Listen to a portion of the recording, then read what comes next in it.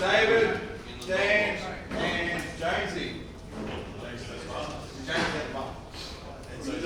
And Dan. Yeah, he needs three.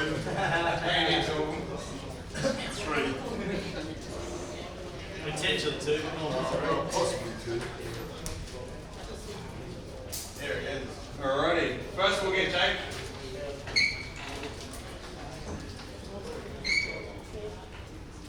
One. David.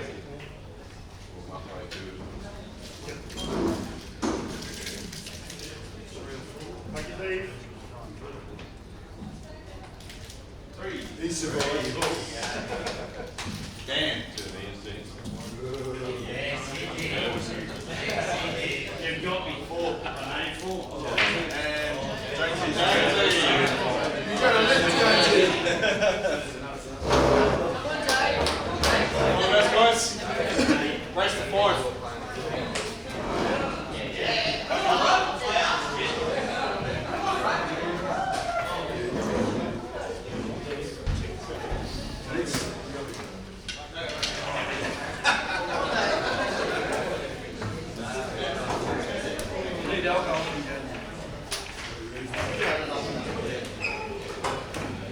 Hey, Jonesy, just call a medical timeout for 24 hours. We'll come back tomorrow.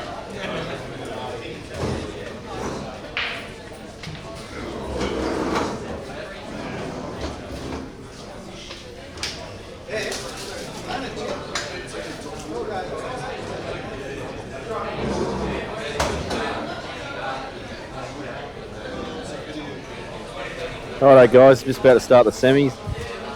We have drawn Dan Lynch and Dave Linton, and Jake McCartney and Chris Jones will be our semi-final matches. Race to 5.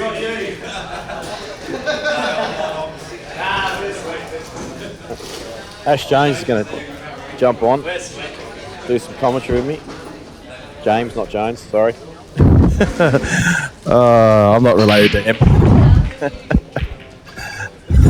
Break the head. No, you spelled Jake's name wrong.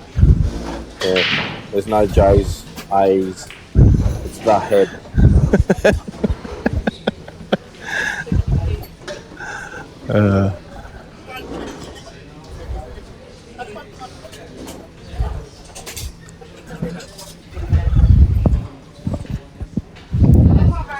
So I think Jake's probably going to take yellows. Oh, Jonesy. Oh, Jake, sorry.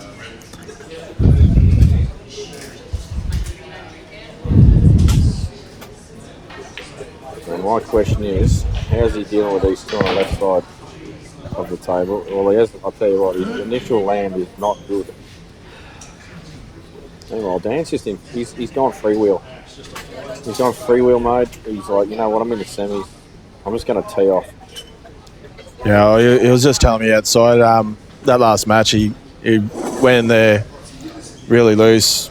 He said he really had nothing to lose, and all the pressure was going to be on Mark. He was pretty harsh on himself, I thought. He said he played like an absolute goose. I didn't think he was too bad.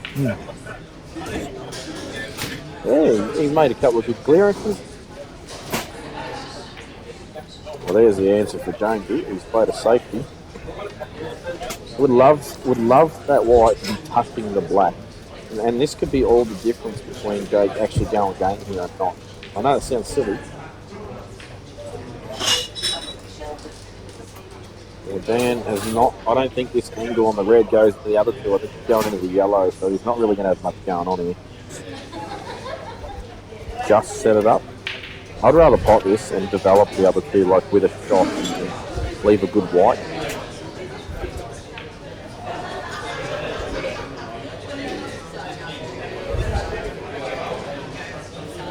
So what can Dave Lynch do here to Stop the war machine that is Dan Lynch, who's terrorising Townsville.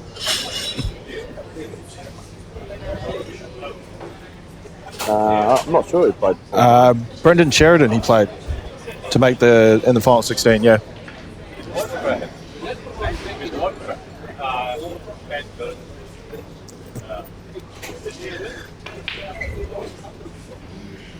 I didn't actually see what Jake did.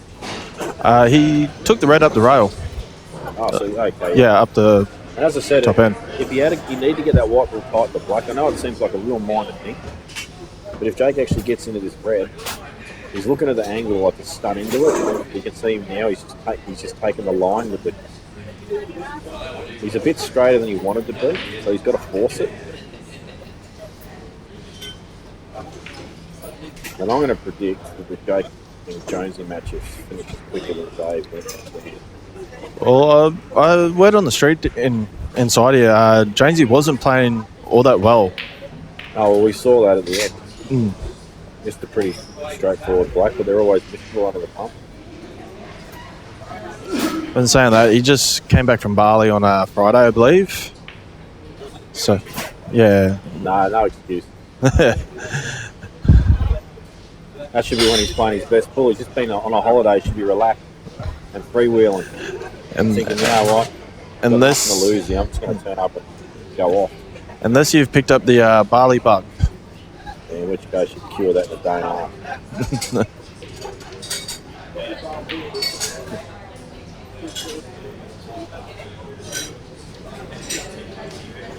Jake is starting to blow. And I feel that he's starting to get to the business end of the tournament now. And so you'll find that most of the top liners, they will start loosening up. That's a really good shot.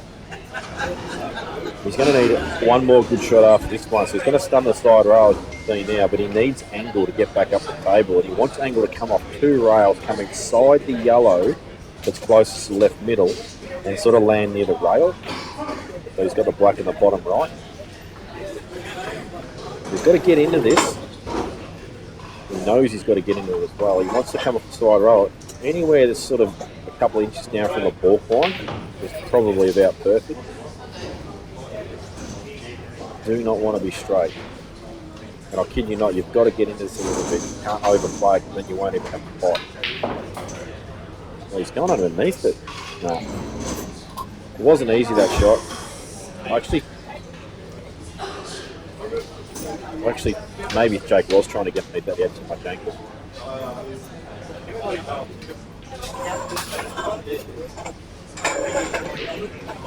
But if he doesn't go game here, but I don't know if he will now. This has got to be played with heaps of power. I know he's just going to give himself a shot. Yeah, well, he was on it.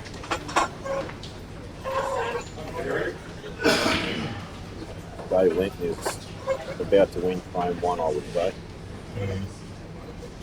He might just be a bit too clean, polished for Dan, if you want me to be completely brutally honest.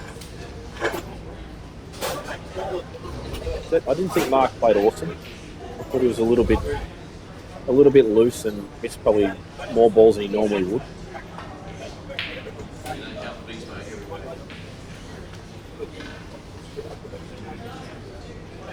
Just don't go enough in the middle there and you're alright. Good shot, Hales. Played perfectly, that. So 1-0 to Dave Linton, about 0.4 of a second.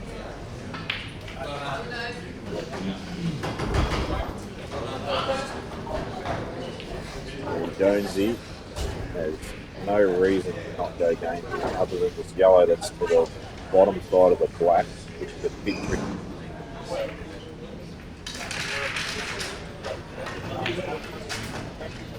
I don't know about that.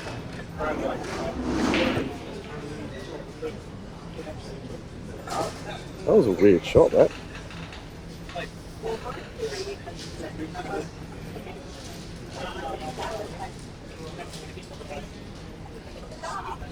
I'm looking at the plan, so he's actually not landing correct.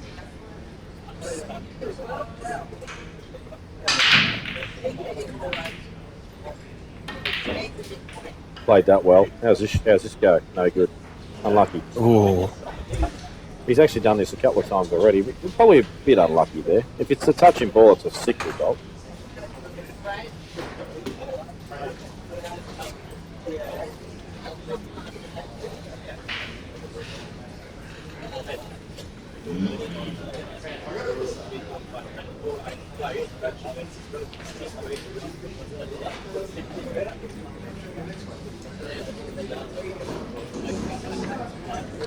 So would you, if it's not touching ball, would you look at just nicking this yellow and try and leave it behind the other one? Or I would actually, I don't mind that. So take it to the right side of the table and try and use the other yellow. Yeah. You don't want to move it away from the black, but at the same time you do. It's a bit of a good news, bad news shot. He's played that pretty well, Jonesy. I think he's cut. Oh, he might actually have left the pot on, but really difficult to get back to the black. I think the best they can do here is try and get sort of to, well, actually a triple, I think.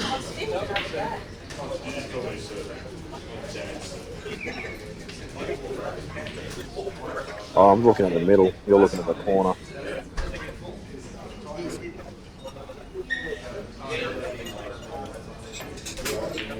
He's played a safety and it's a poor one.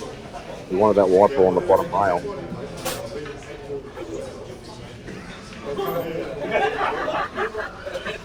Now, because Jonesy's moved that yellow, he's just moved a little bit closer to the black. It's even more dodgy.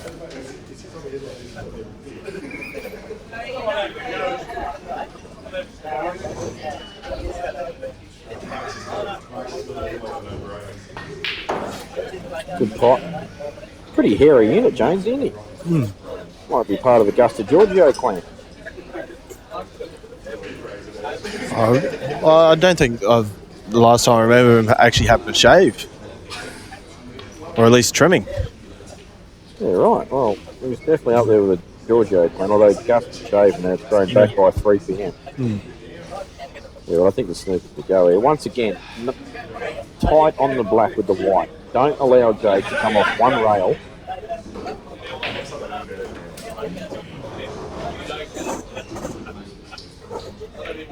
No, it's not good enough. I know. I'm serious. It sounds really harsh. And don't get me wrong, he's still a big favourite this frame, and he did make the black accessible. The yellow accessible. But you want to make this tight. Jake might actually come off 2 rails here and try and sneak in, get inside behind the red. Like, if you're tied up on that black, you can't come across the table, so it just really restricts your opponent's options. He's tried to pot it. And so now look at the pressure Jones is under to make this long ball. This is what I'm talking about. You can't do that against high-level players. They will punish you. And Jones is actually, he can't drop this in. You've got to cue this to conviction if you want to give yourself the best chance to pot it. And he's rolled it, and that's what happens. You just throw handbags of balls, and they're so much harder to pot. But he's got coverage. Maybe that was his idea the whole time. I don't know, but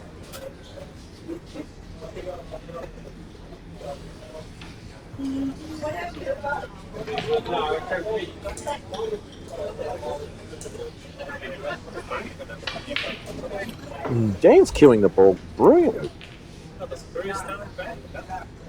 Just got to be careful this one. He's got a bit too much angle. He's actually got to play this with really good timing. Otherwise, he'll float over to the red on the right side row and have nothing. Oh, yeah, he shanked it. But he was just he wasn't straight enough to be comfortable.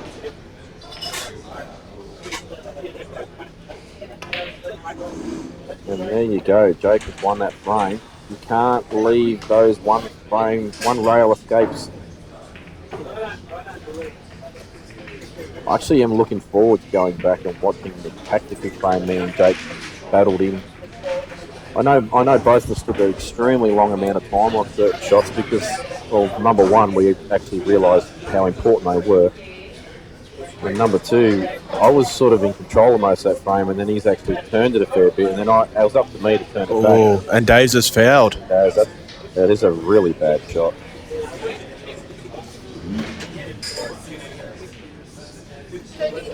Dan, what are you doing?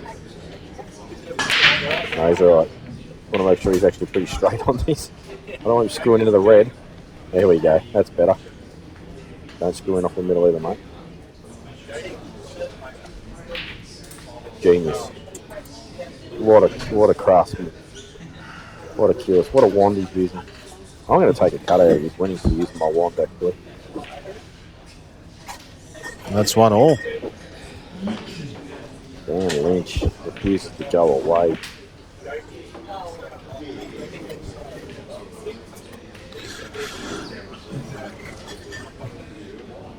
Actually, I think Dan outlasted me last year in this tournament too, mate. I keep drawing the blokes that knock me off. It's the same as every other tournament we used to play in Victoria that's not seeded. So random draw is just the way it is. It's luck of the draw. You can either have a really cruisy run through to the quarters, or you can have just a horrible draw where you're just playing top player after top player. But at the end of the day, everyone knows if you're going to win these comps, you've got to beat good players. Sooner or later, you're going to run into them. You don't run into them along the way, so you just accept it. I mean, obviously, personally, I take a few matches to get going, so I'd love to get the easy draw through. But, you know, by the time I played Jake, I was fairly well settled. I'd got a couple of matches under the belt. I played okay the match before.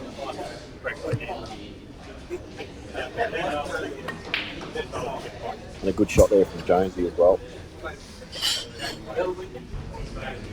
The natural angle for me here, potting the ball over the corner, looks like he might be going into the yellow, possibly the red, but actually probably more the red. I think playing this soft and getting on it from the middle, you'll be off angle going into the yellow. If anything, I'd swing it round. I don't mind in the red and yellow. I was right the first time, hitting the yellow. Fortunately, he's pushed that yellow over the pocket there. I don't think that shouldn't affect Anthony. Oh, well, it's not awesome, to be fair. He's off angle again. He's going away from his work with the ball in the middle. The other ball in the middle is probably going into the yellow. That's a bit dodgy. I think he's in the right side of the yellow.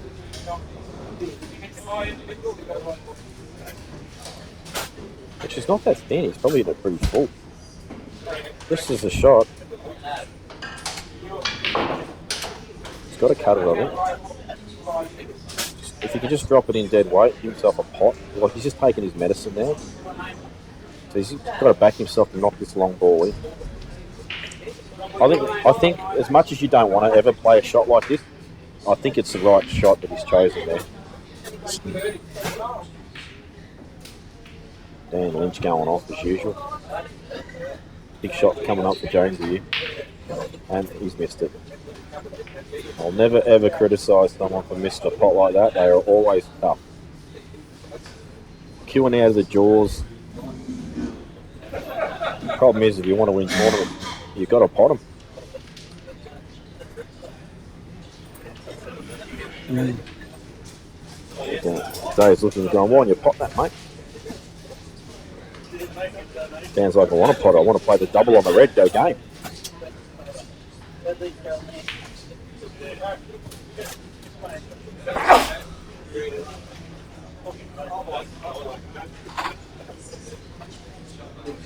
Good shot from Dave. He's recognised this red near the black is awful. And he's sort of trying to force Dan into having a bit of a dip, and that's a great shot from Jake as well to just farm that ball off the rail.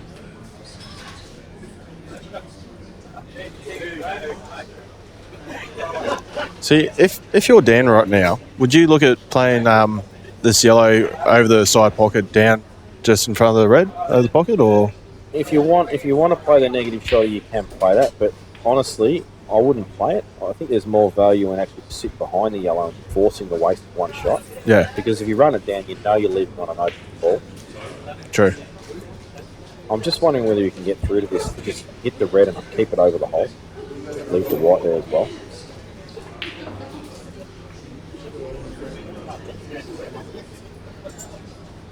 Well, he's going to try and move this red. I don't mind this shot. It looks like he's going a touch wide for me. But he might get second prize. Oh, it actually straightened up massive off the rail, that. Jake's won the frame. He's now 2-0 up. I think Jones is actually striking now. We've had a couple of chances. Although they're not being super easy, a couple of them, we've got to get them. Butters Thong's our bot who's joined us.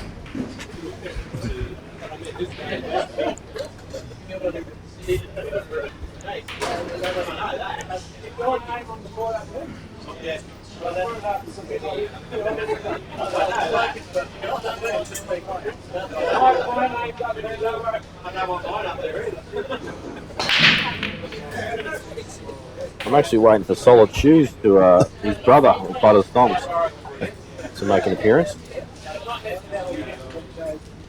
Big break though from Jake.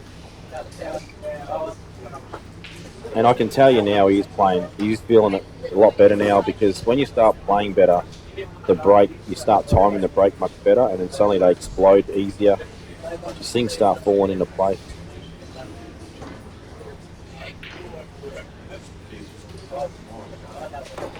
Goes landed a little bit no man's landy there. No, I think he was just trying to lay up and sit over the pocket. That's a tough layup, man. Like, seriously, that's a really hard layup. I think you're right, but that's such a hard layup. All he's got to do is flick the yellow and the red, and you know it's going to go in as well. Joey, no, I'm not. I've got a few other commitments at the moment, and one of the last trials I shot dismally, so I've decided not to worry about it.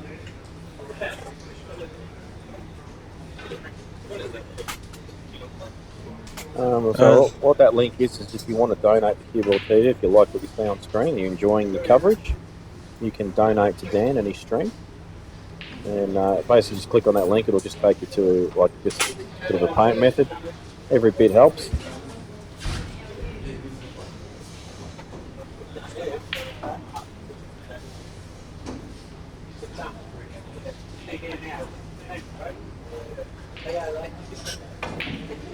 What a shot. Has he cleared it? Yes, he has. Wow. Good news, bad news. Clears the red but covers the black. Dave's still trying to cover his pocket. I'm telling you now, it is a disaster trying to cover that pocket. It's so hard. His best result's covering the red, not the pocket.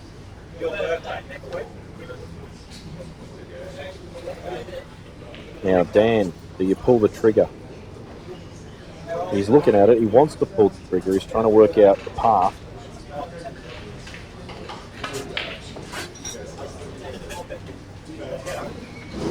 I'm going to call it right now. Jake wins 5-0 or 5-1. I can see the way he's killing the ball now, and he's back in prime form.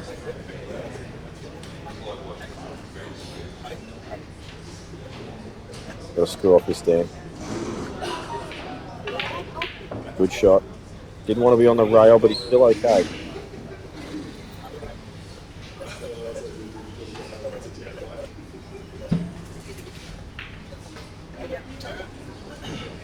Yeah, I've got to hold his nerve here. This is a basically concentrate on nothing but the pot type shot.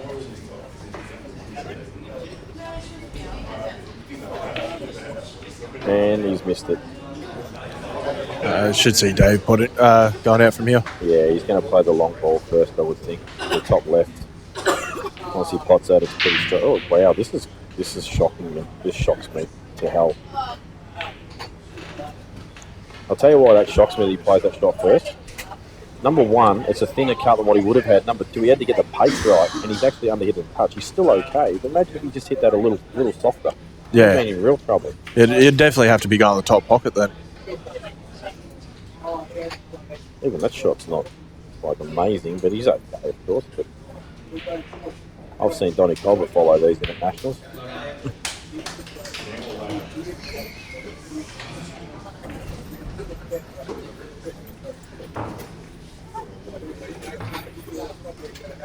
Jake snookered.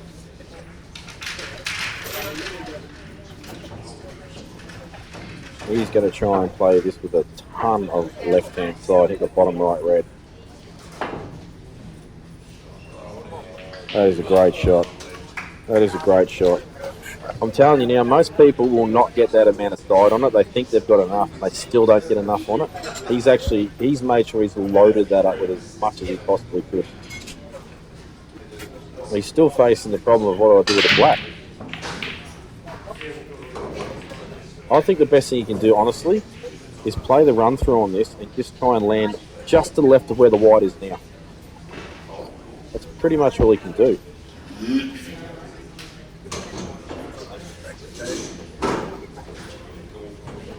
Yeah, Dave would want reds here. Not going to get him. Hang on, he's on reds if he takes them, so I will take reds still here. Ooh, he just Well, clipped he's on that it. yellow. Bit of a smile from Jake. Not actually sure what he played for. He might have tried to get above it, play it in the bottom right. No, I think he'd try again, just past the yellow and bring it to the side rail below it to still take it to the top, just to straighter. I don't know how he could have done that. I thought the yellow was in the way of that part. That's why I suggested trying to get low on it. This would be interesting to see what he does here, because he's in all sorts of trouble here.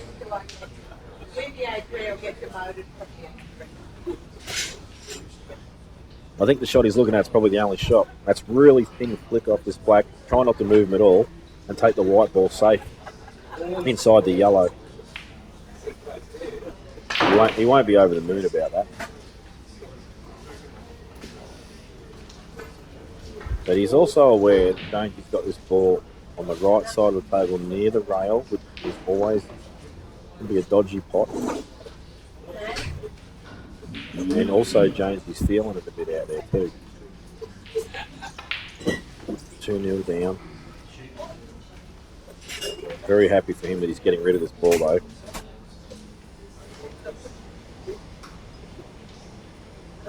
Oh, what is he doing? I can't agree with that shot. The only reason I can think he's played that is it just doesn't go. Black does not go.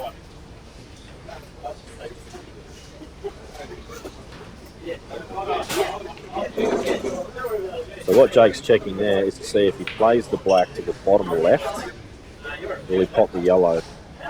Black does not go. Black does not go, we've been told. So that shot that James has played, not bad, but I still wouldn't have played it. Looks like Dave's taking yellow on the other table.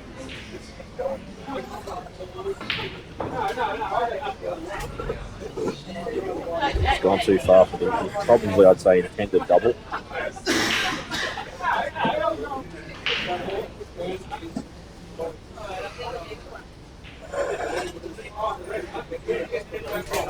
I wonder if the markers is on.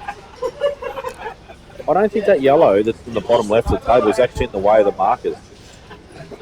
And there's enough gap to get inside the yellow. I reckon this markers is a chance.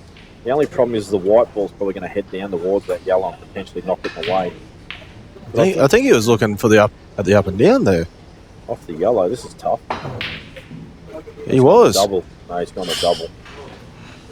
I was talking about up and down. Oh, yeah, double. He didn't have a lot there, that's for sure. Jonesy might even look for a snooker. Don't do it though, Jonesy. Go game, mate. So what do you want to do here if you're Jonesy? Pop this yellow in the middle and stun sort of close to the side rail. So that way when you play this ball in the corner, you can stun across, has a shot to nothing in line with the black. It takes all the pressure off the pot. Don't land really straight on this because you'll be under the pump. That's fine as well, as long as you're taking the white ball across the line. The only reason I said run through further is because my personal preference is to play the blind pocket shot. Most people's preference is to play the cut shot. I always undercut these, so I hate them to death.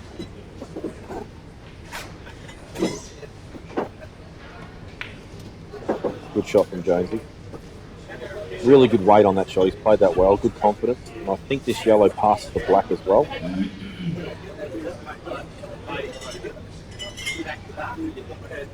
Should play this off 2 rails. Get himself centre table. Oh, he's checked it up.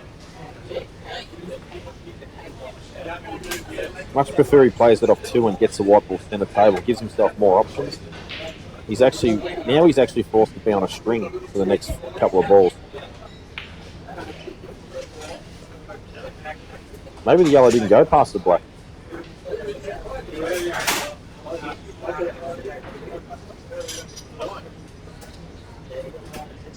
Well, this is a must pot, obviously. Good shot. Yeah, this is Jonesy looks good now.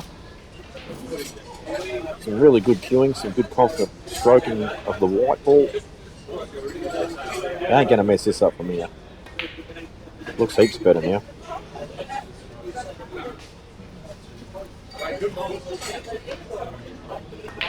So good finish from Jones, good commitment to that out. And Dan's in control again.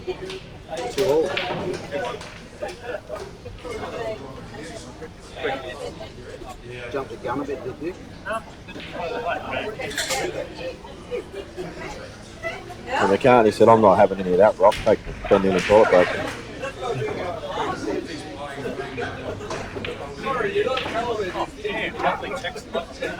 Oh, he's got a bit of gear to put on this though.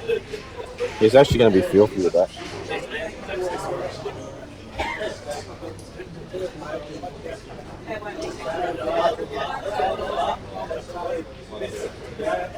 As negative as this sound, he may have to put this over the hole. Well, he looks pretty safe up the top end of the table there with the yellow behind the reds. I don't think Dan's going to put this over the hole though. He likes to get on with it and pop balls.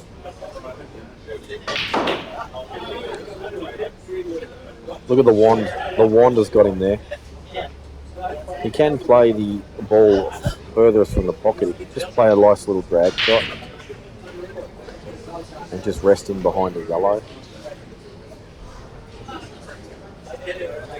Just got to be careful you don't float past it.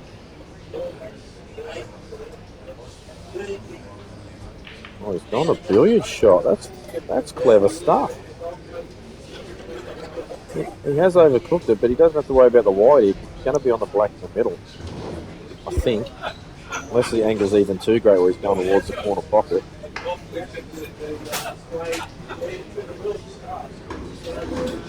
I think he might end up mid-side rail if he...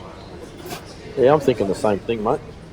Just doesn't want to overhit it. It's one of those dead weight pots. The weight's good. The pot's good. The shot's good. The player's good.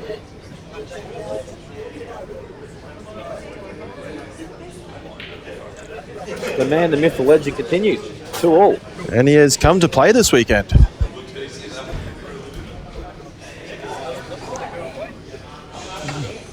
That was actually a really good outplay. Good creative shot there. I would never play a shot in a million years. I looked at it and thought, there's no way he's going to play that. So from now on, I'm going to call that.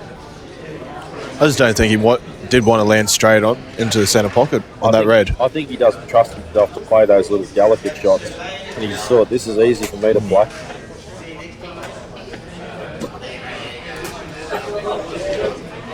No, it's good stuff. As it turns out, he didn't overhit it at all. He did it perfect because he got fat on the black.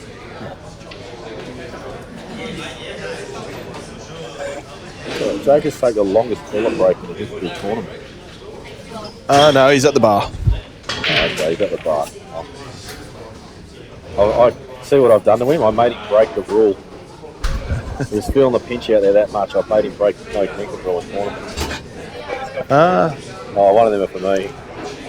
Jamie, you might know this answer from Butters. Has Dan played Jake before? Has what, sorry? Has Dan played Jake before? I'm not sure. Is that better, Butters songs? I feel like that'll be this one actually. I've got half as well. No, the same back. I'll be alright. Let me know if the sound's better now, mate.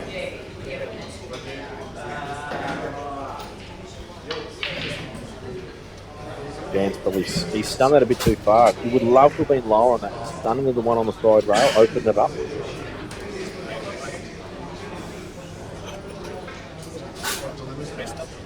I think he's run it down the. Oh, he's trying to force it. I hope not. Somebody says she's playing all day.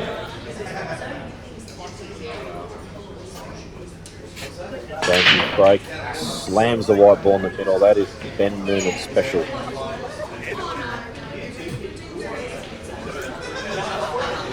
And Jake says, thank you for the, I think, yellows. I could be wrong.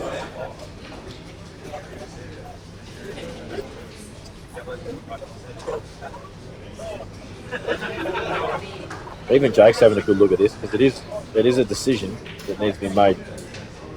He's trying to work out, okay, which balls are crap? How do I get them off? How do I get them in play?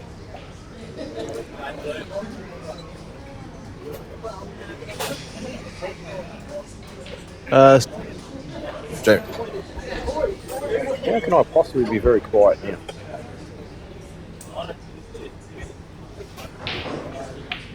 What about now, mate? And Dan is still attacking this frame. This ball on the side rails look like it's going to be his last ball now. It's not ideal. Good angle. Can play the run through for the double. There's this big trying to get position for the black after if he does do the double. Well, one thing we do know, it's going to be a face cut double, so he's going to get close to the right middle pocket.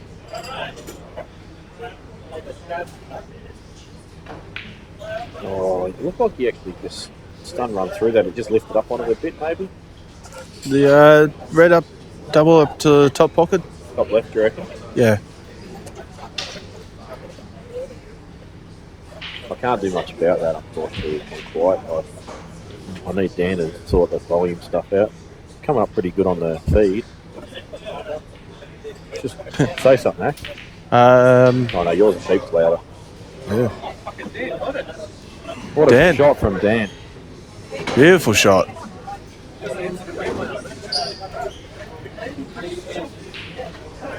Alright, let me know if it sounds better now. I reckon I fixed it. And he's got it. Oh, Dan Lynch takes the lead 3-2 with a great out, and I'm talking a great out there. That out is up there with one of the best outs today. and I think Dave will be thinking, what do I have to do now? He's probably thinking to himself, I kid you not, this is what I'd be thinking if I was Dave Linton after the draw habit. He's gone, you beauties, I've got the easy draw. Yeah. Right? I guarantee you, all three of them are thinking, if I draw Dan Lynch, I'm in the final. All right? I promise you that's what they'll all be thinking. Now he's thinking, what did I do wanting to draw Dan Lynch? Maybe we'll be happy with to get Chris Jones. Possibly. Oh, still a long way to go. Oh, yeah. A lot of pull left. The mic is on, mate. And just as Mark said, we said that, Mark's wondering the same thing.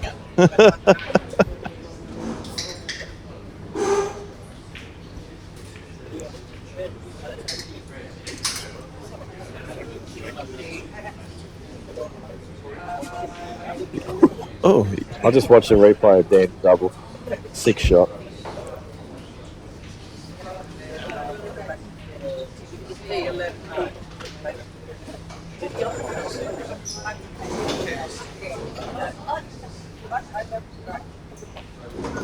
Jake on yellows here.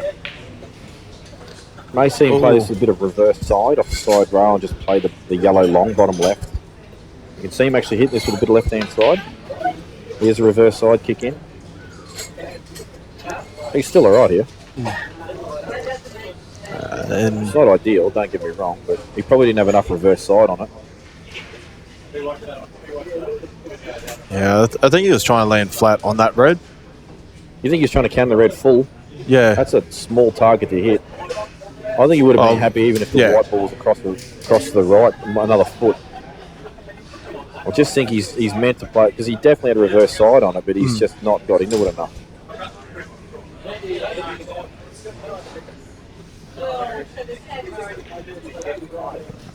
Dan's on yellows here.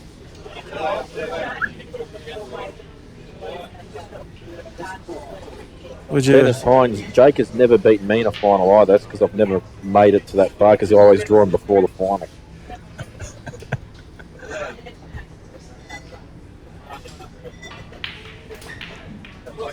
Oh, he's missed the pot. He's popped the red. Jonesy, a big chance. You should believe it would be should be 2-2 now. I actually said 5-1, didn't I? 5-0 or Yep. 5-1. Phil, And then I said last frame, I said, Jonesy looks like he's starting to get going. I didn't want to eat those words because I would have looked like a goose doing a frame later. but, looks like the commentator's curse is back. Oh, that's just fair to explain. But the result of the bad pot, when I say bad pot, wasn't clean, is the white ball's not good. Who brought Dan in the Calcutta? Myself and Lee. Oh, he'd be happy when with I was in the group. Well, we Oh, in the top 8, there was three people left in that group. I'll tell you what, I don't know what that glow is off the back there. It looks like the sun's on the table. Yeah. That needs to go. Yeah. It might be actually off Kevy Guy's head. That is horrible.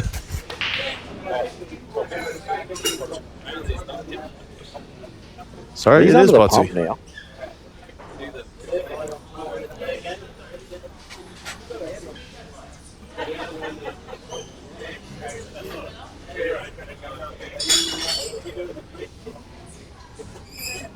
And, It's coming off the reflective stuff. yeah.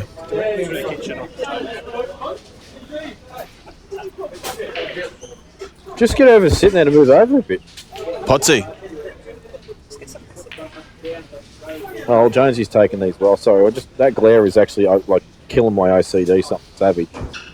There we go. Potsy says I'll sort this out. Good man. Yep.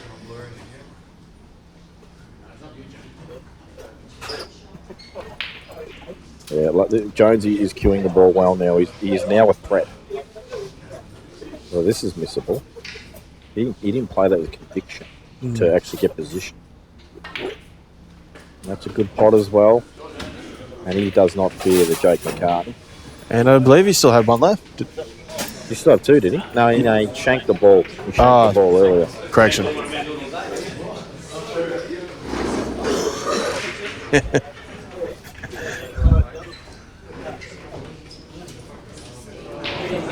I was using my Hanley for a while. The tip went putrid on it, so I stopped using it again.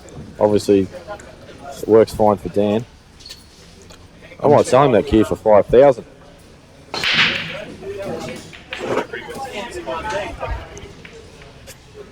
I believe, break from Jake. I believe last year he borrowed your cue as well. He did, yeah. He actually messaged me. He goes, "Oh, do you have room in your case for my cue?" I said, "Yeah, I'll just take my spare." And he goes, "Oh, hang on a minute. I think I used that last year. Just leave it in there."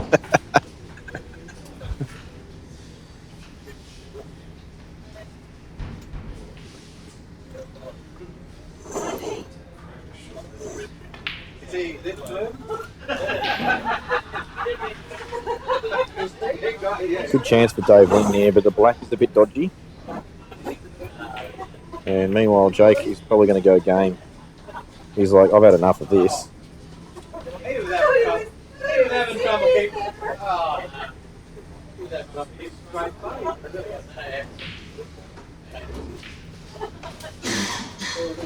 Not sure which table to watch. They're both on a potential clearance. Jake's will probably finish early. I think Dave Linton's got way more work to do than what Jake does. I think Jake's just waiting for Dave to clear the area.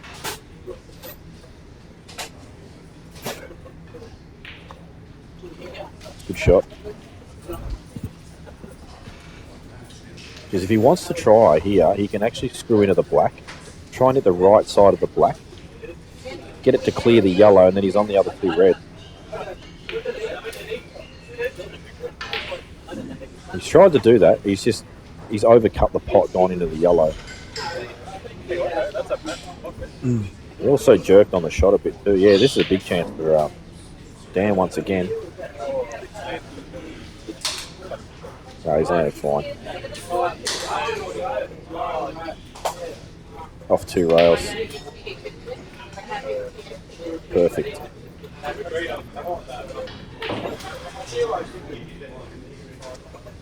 Good shot from Dan. Actually, the key shot for him is going to be getting on the black.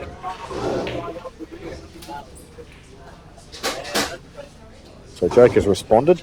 Says, no, want my lead back. 3-2. Good shot. He's even lets himself angle to just naturally roll over. Yeah, if I'm down here, I don't want to roll over too far. Yeah, that's not bad. I actually love playing these with 2 cushions, but maybe screw up inside the black now. He's played the 2 cushions. Jeez, he's played that well. That is inch perfect. Absolutely beautiful. What a great shot, Dan Lynch. And taking no time at all for the black. So Semi-finals for Dan Lynch and no hips were given. I do believe you said at the start the Jake McCartney and Chris James match was going to finish before the Dave Linton match. Well, I actually thought that Dan would play a little slower than this. I thought Dave Linton play a little slower. But as it turns out, he's in full speed ahead mode. Dave's not been ultra fast, but he's been under the whip a bit too. And like Dan was saying outside, there's no pressure for him at the moment. Like, he's 1 frame away from his first ever final. He's already broken his best.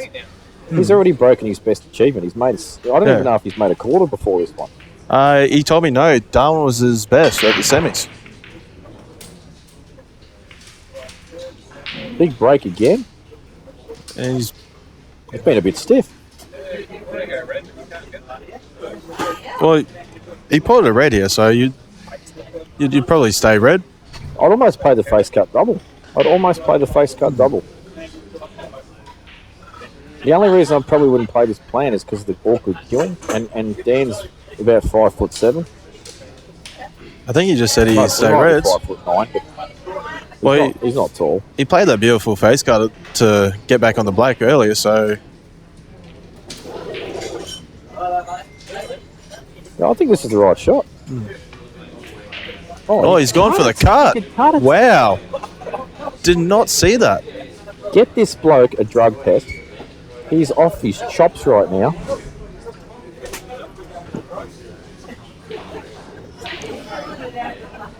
Now would you play the plant? No, it still plays. Yeah. I'd play the plain ball. Yeah. But I'd actually be screwing off this. I'd be screwing inside it. He's going to play the plant. He's played it well. You know what? Just pick a shot from the play and he'll get it. I think even if he closed his eyes, he'd probably get it. This is actually the key shot. This he wants to come off 2 rails again. He needs to place the right hand side though. He's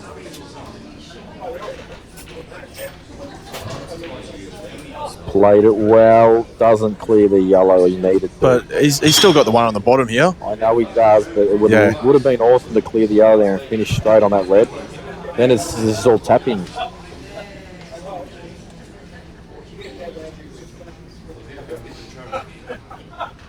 Now, there's 2 ways you can play this. You can play the land short and stun off 2 rails back to centre table, which is the way I prefer to play this. Or you can try and play the run through to pick the angle to stun through the gap between the yellow and the black. And that is not what you want to be really straight. Now you've got to screw out of this with left-hand side. And that's not an easy shot. Oh, geez, I don't know if I like that. Well, actually, he's got angle, hasn't he? He did have angle. Oh, has he cleared the yellow? He hasn't cleared the yellow. No. Wow. I don't think he's cleared the yellow.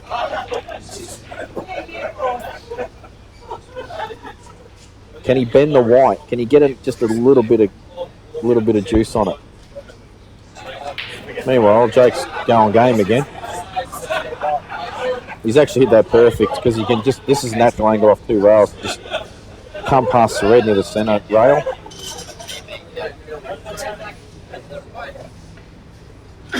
No, he's fouled. Yeah.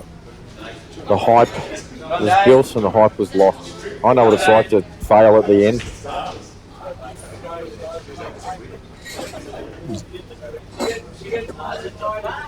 So Jake's about to go 4-2 up.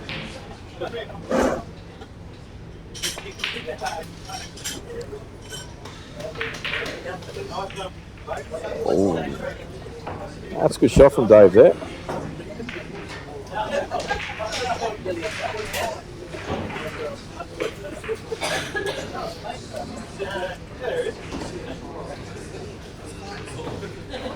Still a bit of work to do.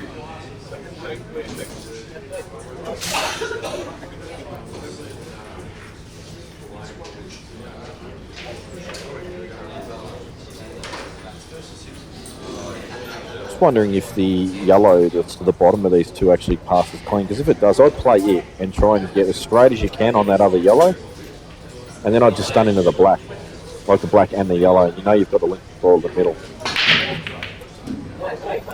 Oh, he dumped it. Jake dumped the white. Wow, they're scrumptious, the yellows.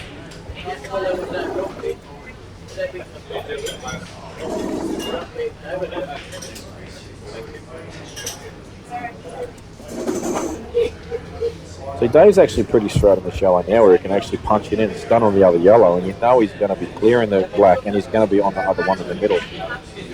But he elects not to take. He wants to clear this ball on its own first. If you find that similar angle, though, he's looking good and has. That's actually even better. Now we can run through by the other yellow in the middle. He's out.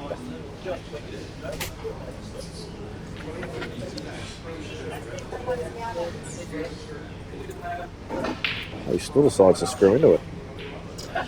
Still fine. Just.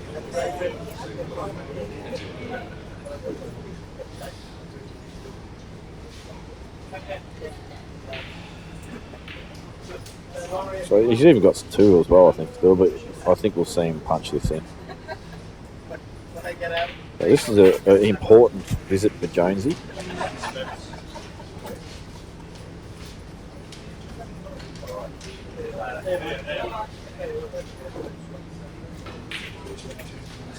So Dave Linton has clawed his way back to 4-3. And I believe it will be his break next as well. It is his break next as well, yep.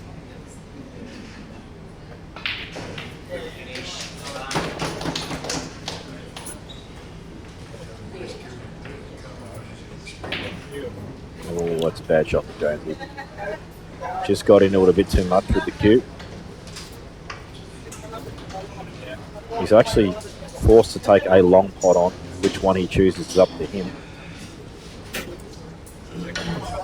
He's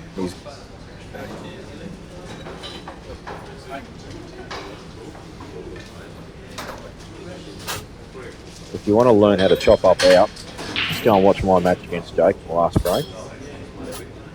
And you'll learn a lot from how to chop them up. Good shot from Jonesy.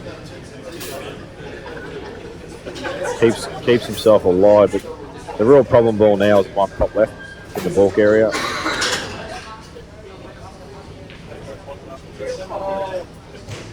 Would love to be able to play this offside pushing back out and have an angle just to float down to the balk line, and then he can just transition off left side rail back to the past centre table to the last yellow.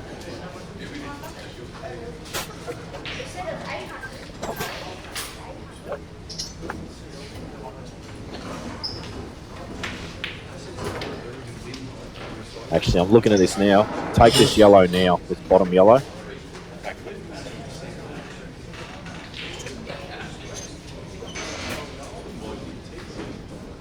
think Dave might be having a little break at the moment. Oh, he just grabbed the triangle, didn't he? No.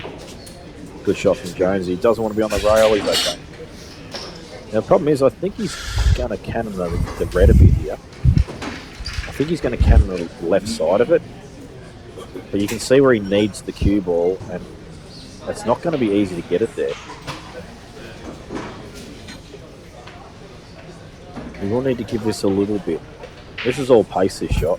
So he knows he's going into the red. He's thinking, oh, this is not good. Yeah, I think that was just confirmed with the shake of the head. Doesn't mind a head shake, I've been told.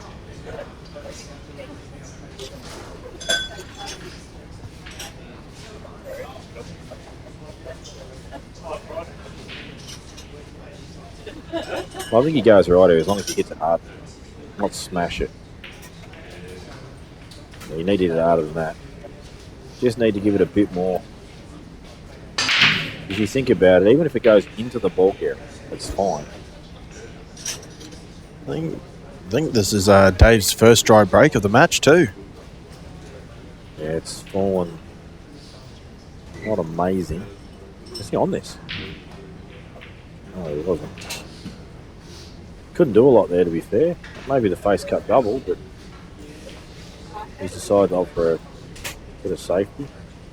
I think the right red on the top rail is just that little bit too far out for the face cut. You reckon it is? Yeah. Yeah, I don't know about that. I think Jones just didn't even entertain the idea because he wants to stay alive.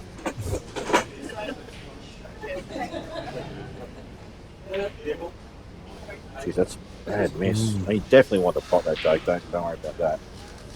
Because he's a good chance to play the red down the rail into the other red, try and block a bit of black path, get a snoop at the same time.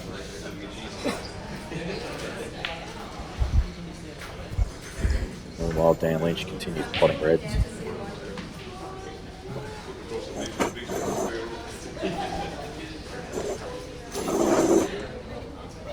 Might be able to play this down the rail and get a good white. Set the red over the hole. Jones going to double this to the middle, is he? Maybe triple back to the top. Oh, what a shot. What a result. And what a result that is. Jonesy keeps saying he cannot double. Well, he's just doubled that all right. And that is a very, very good shot. And that's actually, Jake deserves that, and he will tell you that himself because he knows he has to pot that ball.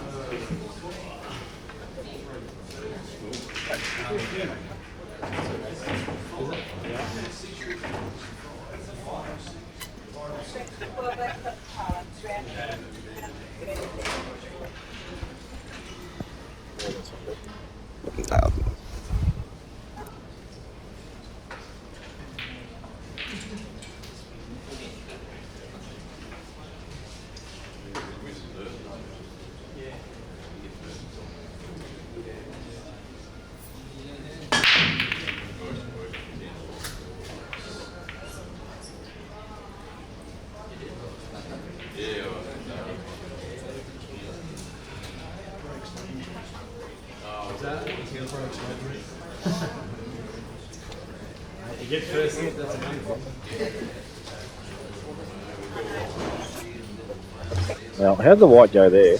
I believe that's off the break. Jonesy potted red off the break and left it safe for himself. Bit stiff. Probably forced to play the plant. Doesn't have to pot it if he can just, I mean, he'd like to pot it, but if he doesn't, just cover the pocket and kill that yellow top right hand side of the table. Meanwhile, Dan's on this red over the hole, I think. He is. Look at this shot. He's on something. This is a tough out that Dan's got to play. I know they were in the middle of the table, it looks like it's easy, but it's actually not easy.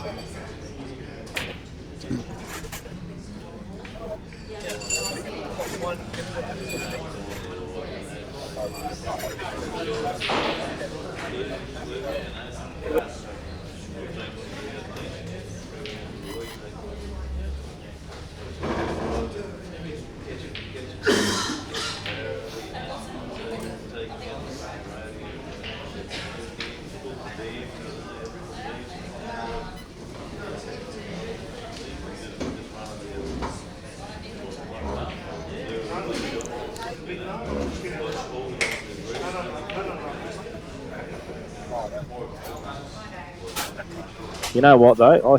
This sounds silly, but that's his best result because he's not going game there. As I said, that was a really awkward out. So certain balls only going to one pocket.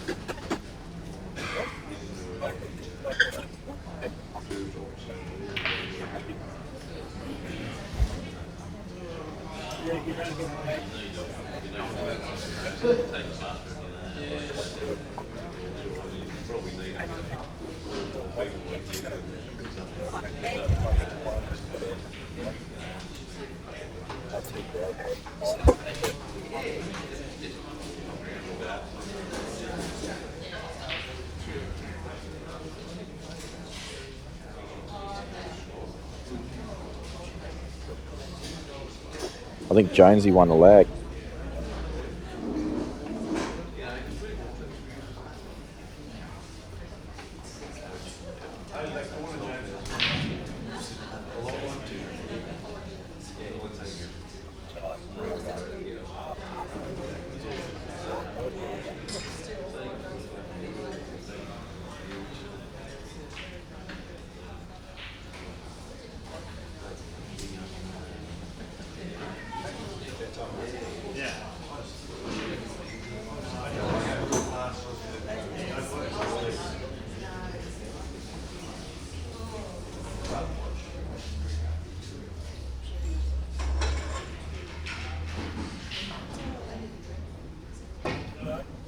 Oh, what a shot. Jonesy is just pulling out all the miracles at the moment.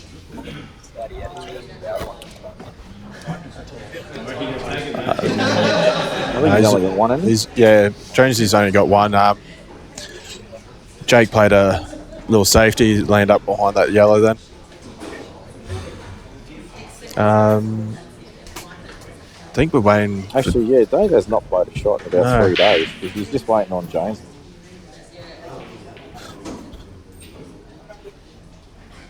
No, he's standing on the other side of the table looking. What's he at his looking at? He's been looking for about 3 days. He's just looking at the table, staring to the. Yeah, he's staring at the yellow above the black at the moment. Well, that's good. That's on. That's potable.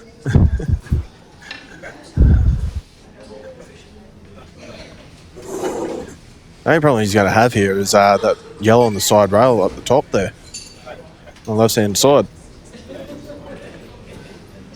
Yeah, don't get me wrong. He's in a trick. You know what I'd actually do here? I'd play this yellow onto the yellow on the side rail and stun onto the red and rest the white ball on the red. That's what I'd do here.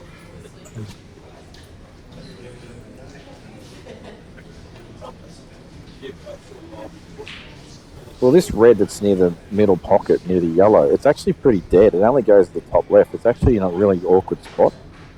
I think it might actually go. I don't know if it does. If it does go... No, it doesn't. Just had a quick check. I think the shot I've said is the shot.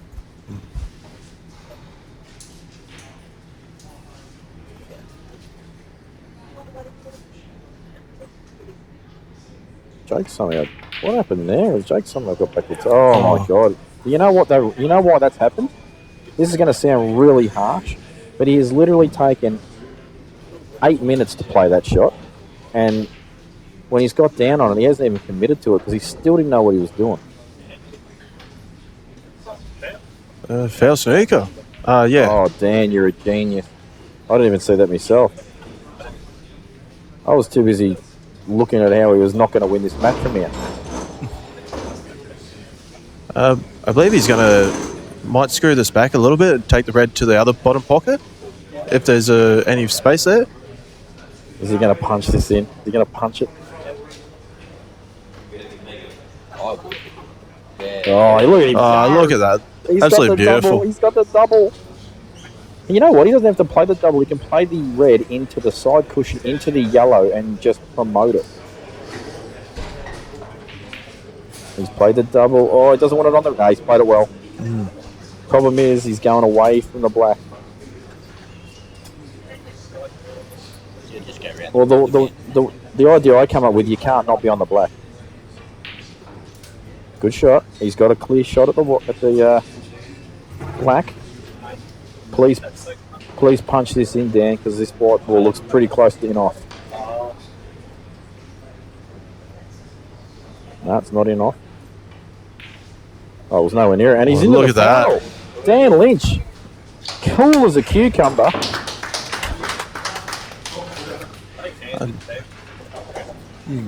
Mate, I'm telling you now, he took that long to play that last shot that the only outcome could be a foul because he was that unsure of things.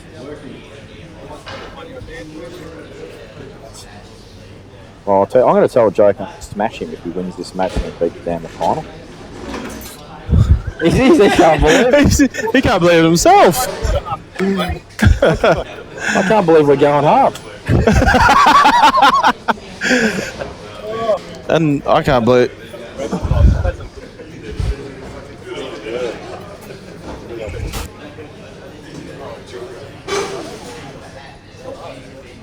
This is for McCartney to win the match as well.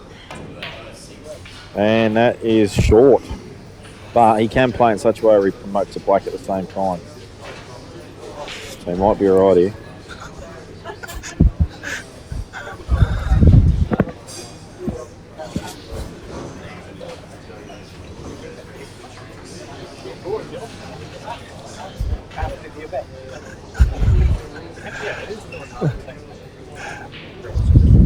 And a quick shout out to Colby. She's watching the stream.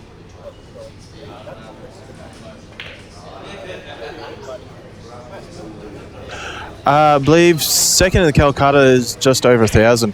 It was 34.20 full price of the Calcutta.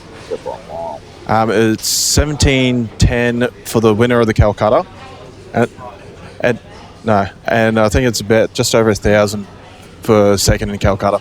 We're going to have to tell Dan to turn off his Facebook notifications to come up on screen. There's some crap coming through.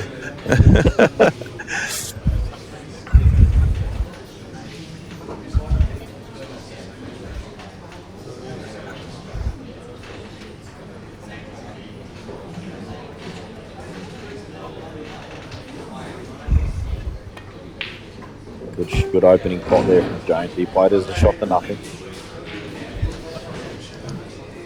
Is he landed a bit straight here? I think he's all right.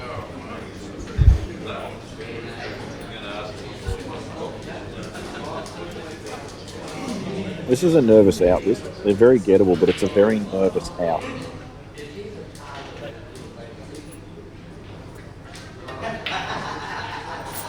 Good shot. It's still dodgy. It's still dodgy. The problem is he's going to be on this ball and he's going to have to transition away from the pocket he wants to play the last red in, so he's got to get a little bit more creative yet.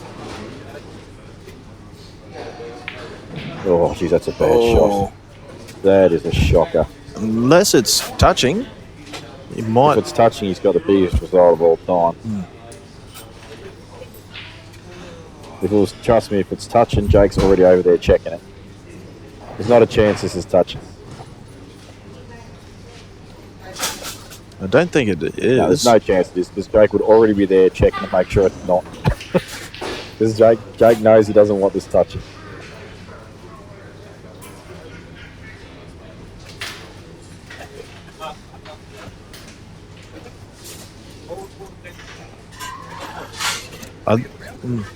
Yeah, I think he was trying to stun past the red and he's just decelerated on the shot.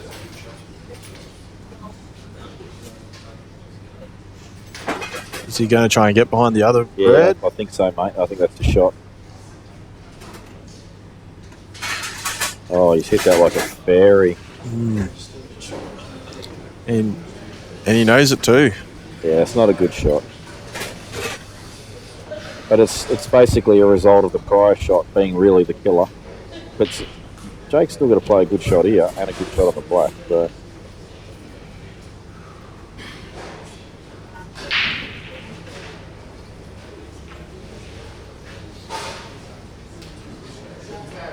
he's aware of it too.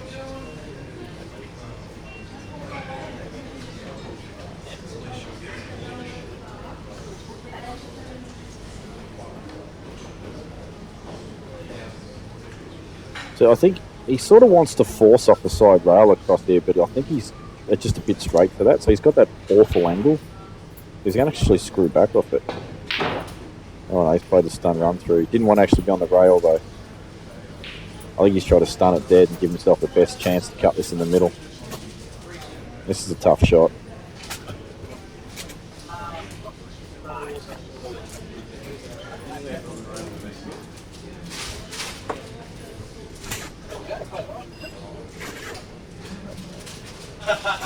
I think you've got to commit to the cut. This is basically a like, well, if I miss it, I lose type pot. So just no pressure, just take it on. I know it sounds silly, no pressure, but you've sort of got nothing to lose by taking it on.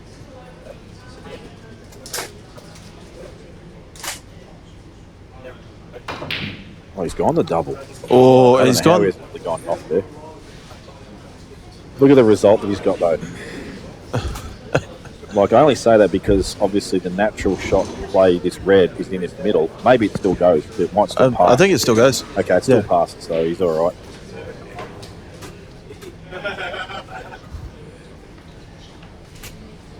And you can see Jonesy right there. I was feeling the pump.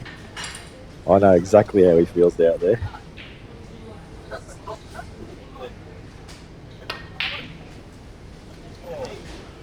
He's fine. He's fine. Yeah, you just really got to go through and come off the side rail, come back Doesn't matter out. whether he's straight or has a bit of angle. It's just a pot. That's what he's got to think. It's a good shot. And Jonesy, 4-all, is on the hill with Jake. High fives him on the way up. Jake says, "Hey, bro, welcome to the hill."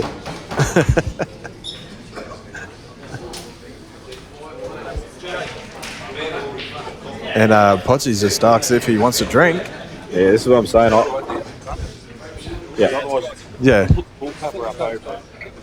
I've created this. Jake's broken his rules.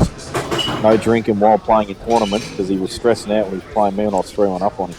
It's only JR's brought him a drink and I thought, oh, here we go. I know what's going on here. But he did buy me one as well, to be fair. I tell you what, there's so often I've seen him break it clear in the last frame. Whoa. He's going to go yellows. He's on that bottom one, I reckon. He's going to go yellows. If he's on it. He's got the one in the middle as well, which is a much more difficult pot. But I do believe he's going to go yellows.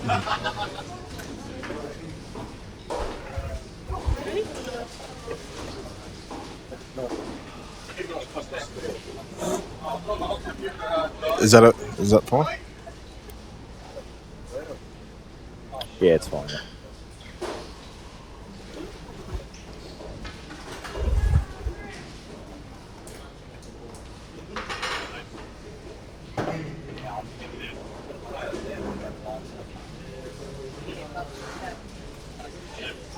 Taking his time on this one, Jake.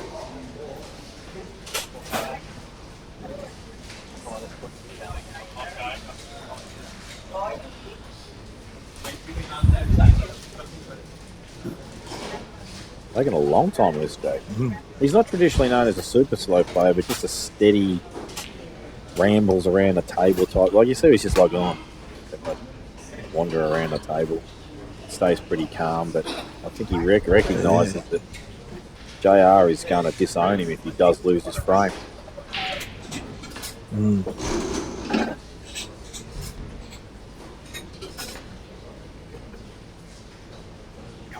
He might. Right about now, everybody's screaming for, where's the timer, blah, blah, blah. Straight. Shut up. What's he he's taking a red on, is he? Oh, he's actually played a safety. He didn't like him. Okay, so what that tells me is he wasn't on the yellow. Well, it's open table, so there's nothing good about it. But I'll tell you what has happened. He's over-screwed the white a little bit. He wanted to land side on it. So he's actually got a result there by not leaving the yellow on. Numbers have gone up substantially as we reach the finals. Those who've just tuned in, Dan Lynch, Mr. Keyboard TV himself, is in the final. And it's his first quarter, first semi, and first final all in one tournament. 4,000 biscuits. 2,000 per second.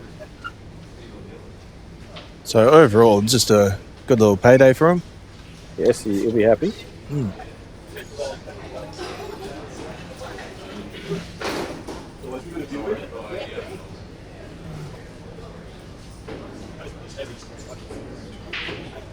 Is he, I've been told the yellow doesn't go past the red. No. That's not too bad. Actually, has he left this red on? Yeah, I think that red is definitely on. These are really hard frames to play in the last frame of a match because you're forced to commit. Like if he plays this red and pots it, he has to go game or he's probably going to lose.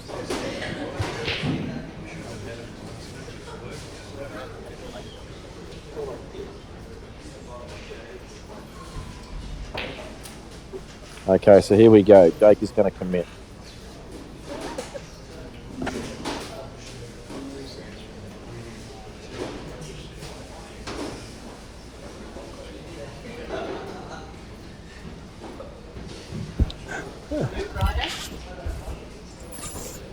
Expect time to be taken on a few of these shots because the pressure is high, the importance is high.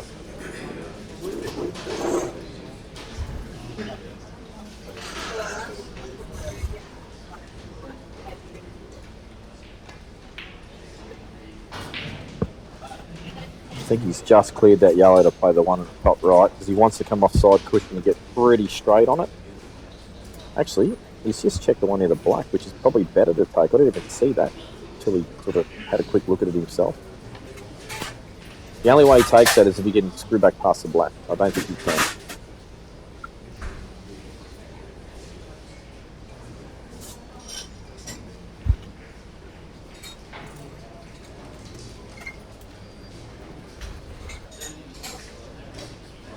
So back to the old route.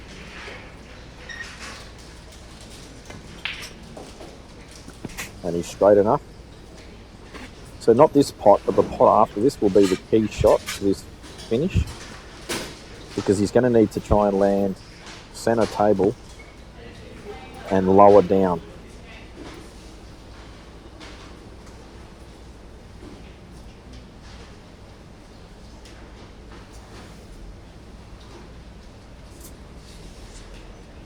Still a bit of work. This is actually still tricky.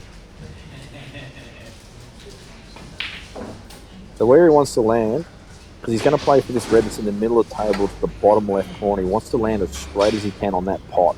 Because then all he's got to do is just drop his final red in the black in the middle.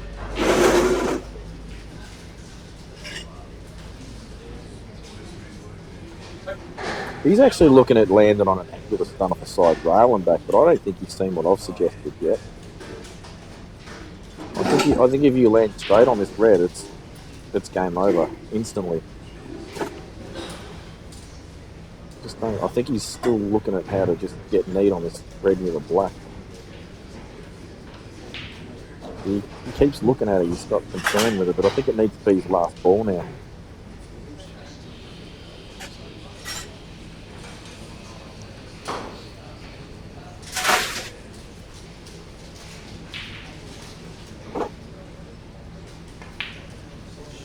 Oh, he's missed the pots.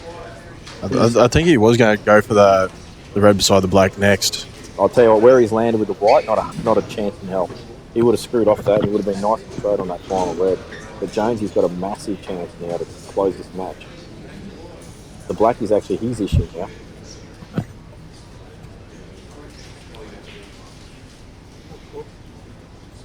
I'm feeling a bit of pressure. There's a few locals just watching me.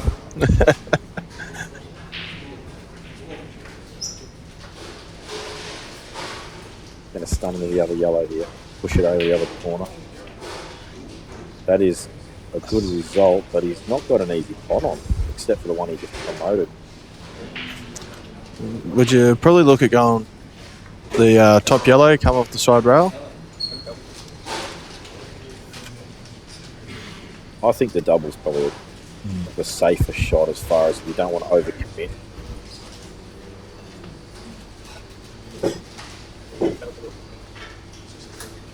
I don't think you can land low on that yellow, so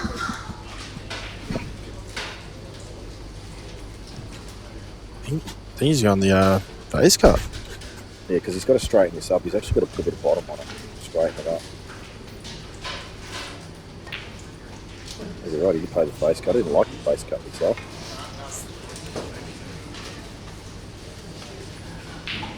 Oh, Jake's got work to do here.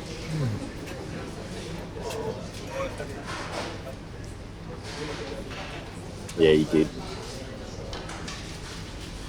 Jake's probably thinking to himself here, if I cannon this red below the black, will it go anywhere? Jonesy's actually got pretty much all good pockets cut off. I actually think Jake's in trouble. This is why he's going to lay up. Yep. Thing is with this, if he has snookered Jonesy and it's not an easy, like, just side cushion escape, I'm almost tempted to just sit on this, but have the white going in the angle towards the red and the black. Not direct on, but just in towards that angle. Just as long as you can't push it down over this bottom left pocket.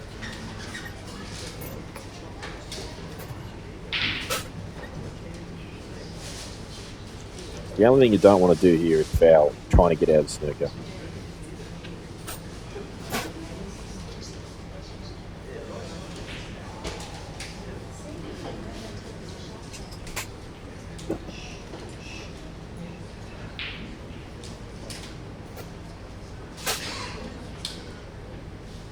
Oh, and he has fouled. That is a disaster. That is a dead set, genuine A-grade disaster. Honestly, if he didn't like it, I just think sitting on the back of the red was all he had to do. Just make Jake move the red away from the hole. I think Puts him still in a really awkward position. He wasn't willing to take on the shot before anyway. I think what he was trying to do is try and get hit as close to the bottom or just below center of that yellow, so that way he can come down to be about level with that middle red. Mate, he's just tried to hit it. Yeah.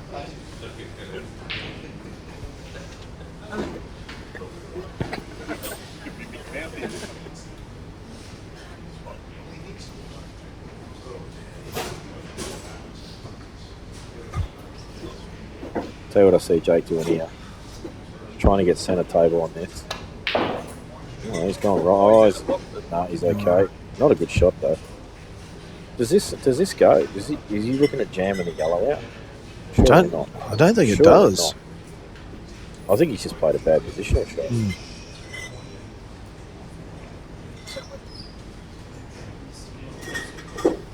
How's this for a shot? This is really low percentage. That's all I can think of at this particular moment in time.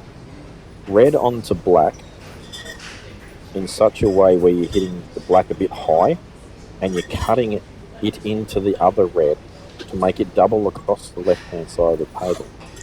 The other red will come off the black, go up and down, and the black will come off the side cushion back to the middle of the table as well. All works in theory, but it's just a tough shot.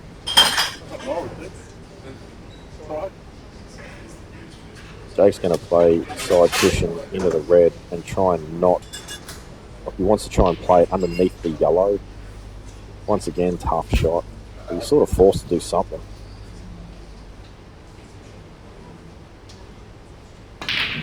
Oh no, he played the shot I said. He played the shot I said.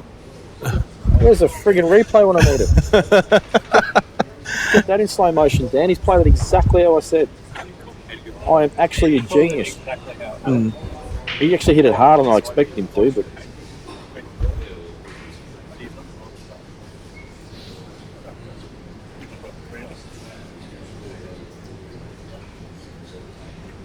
I feel really good about that now.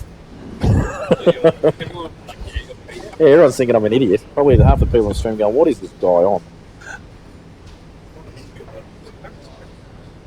He's okay here.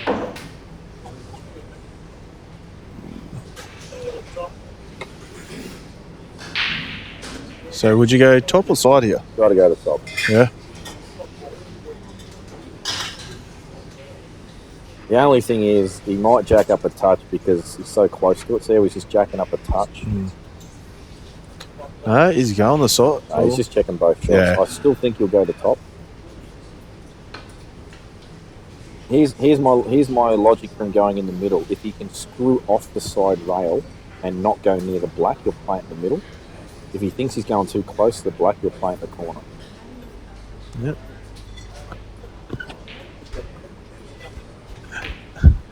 And look at that. Now I feel good. I've called it. Wow. He's got away with a bit of murder there. And Jonesy's played not a good shot out of the snooker, and it's costing the match ultimately.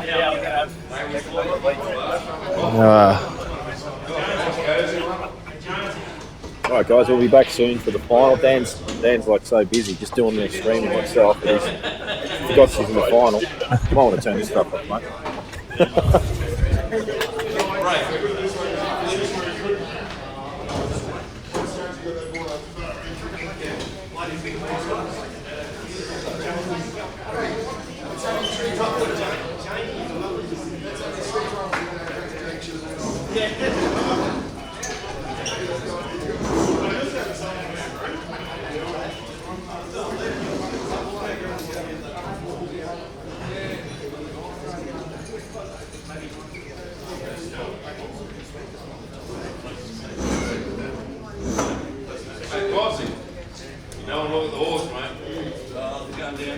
Did you take it?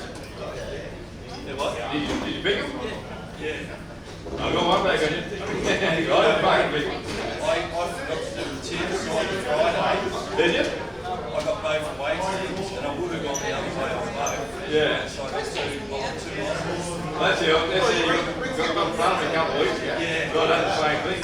Yeah, so you would have had the 200 ones I was certain. Yeah. Like Melbourne, West Coast, you would definitely go West Coast today. Yeah, West Coast, yeah. And in the league, certainly on Friday. So I can't remember. I can't remember what it was, but I would have had the other one. No, I went for the Roosters. On Friday, Yeah. So if you were for home, so you would have the Broncos. so you get the away team. I get the away team. Oh, so we're back with the Roosters. Yeah, so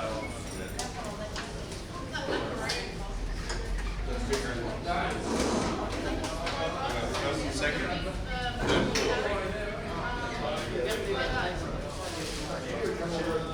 Yeah, the Hawks are fast, mate. They've been 30 behind. Not the Bucks and Carlton. They're 50 behind. Good final.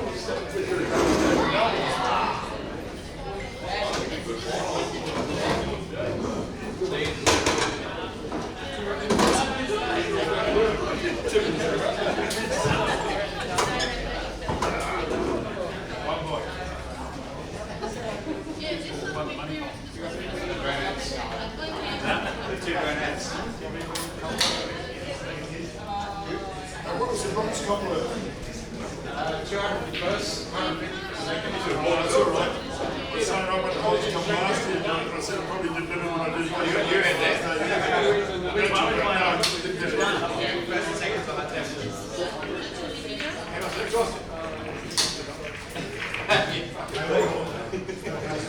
What are you on a guaranteed break?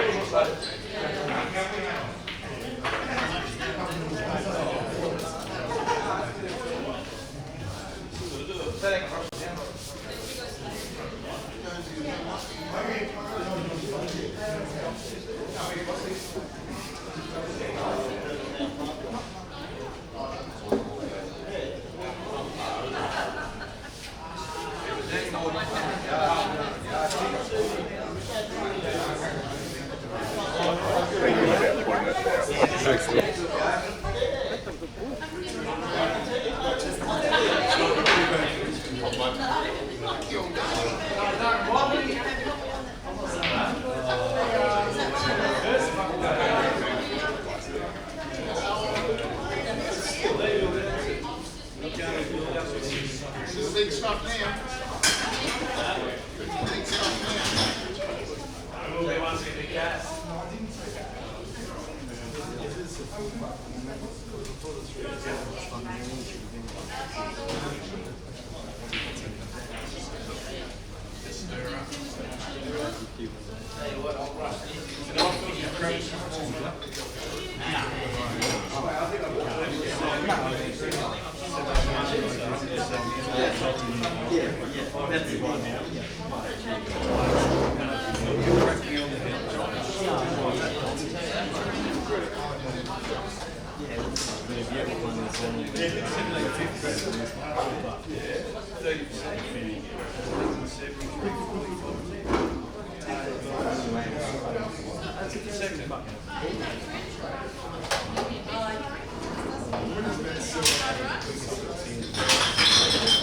So it's 1700.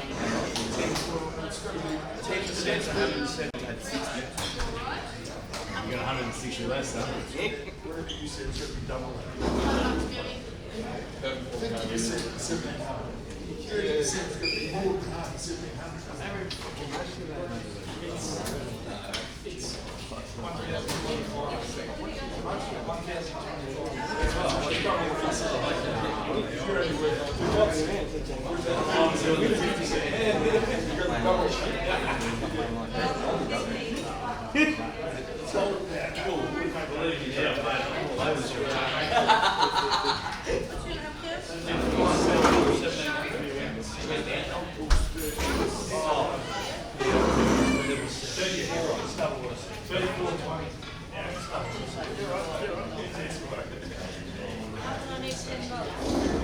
Alright guys, time for the finals. First and second, we have Dan Lynch versus Jake McCartney. Playing for third and fourth, we have Dan Lynch versus Chris Jones. All the best, boys.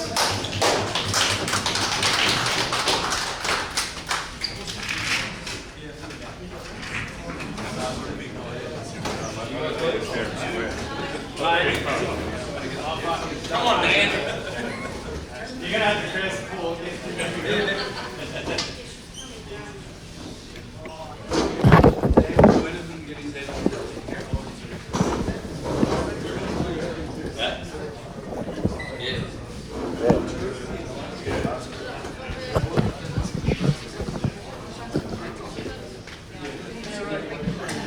Sorry to those who saw the replay of me looking like a goose, throwing chicken wings out and stuff. Alright, final, and Dave Linton and Chris Jones playing for third and fourth. Both race to 6. Now, I know everybody loves Jake, but if there was ever a time you wanted Jake McCartney to lose, now is the time. We all want Dan to win. We know it's a low percentage chance, but we want him to win. He's using the wand.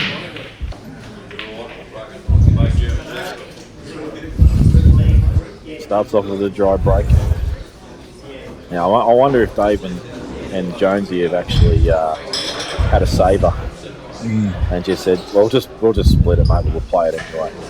I think there's a chance they would have. Possibly. I think I was talking to someone and he bought both Dave and Jonesy in the Calcutta. Well, he'd be filthy. Matt G, wash your mouth out.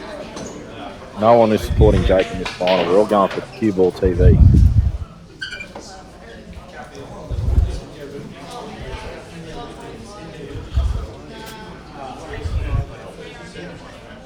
The reason is third and fourth are playing off is because third gets 1,000 and fourth gets 500. So, bit of coin.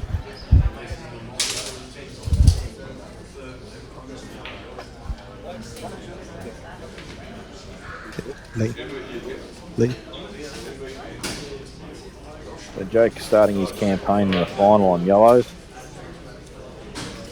And we'll probably get him from here, actually. Actually, I shouldn't say that's too quickly. It's still a bit tricky, but he's going to clear the red that's just above the yellow he's about to play to create the path for the one that's above the highest three that's in a little triangle. Let's just run through this a little bit. That's beautiful.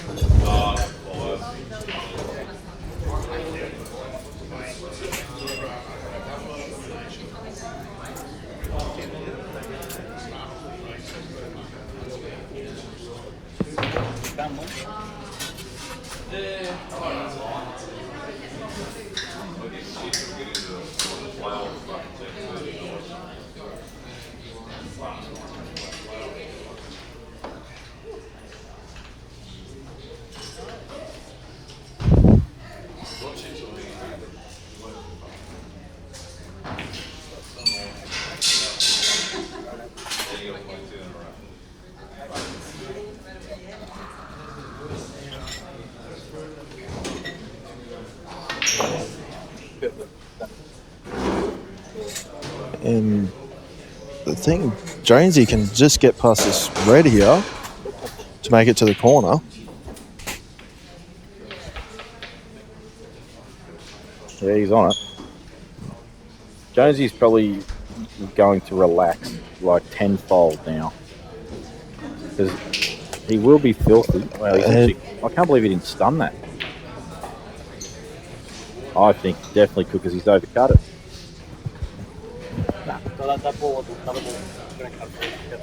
You serious? Wow.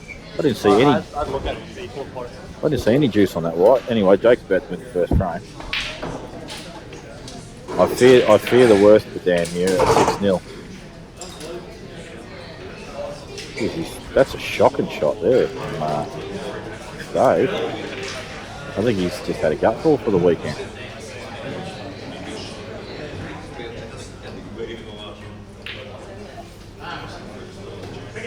Yeah, Jonesy will actually be a combination of angry and relaxed right now. Because he's just been under pressure, and for a fair while in that match, he's come back as well from 4-3 down, got back to 4-all, and then he's obviously missed the out at the end. And so now he'll have this sort of wave of pressure disappear. He'll have this anger set in that he's probably subsided for now while he just gets this match out of the way, and he'll just be pretty calm and relaxed, just want to get through this match. So I'm going to tip Jonesy to win this.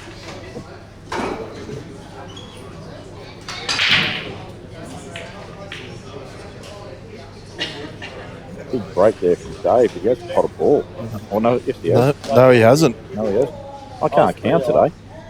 I think you might have missed the yellow above the red top pocket. I saw that one. I was actually just seeing these two reds here stuck together. But I point on the screen that no one else at home could see, mate. I fell for the trap myself there. Oh, Dan's fallen short. might have to just play the plant down the bottom. If not, maybe lay up. But I think he's going plant. I think that's what he's got, mate.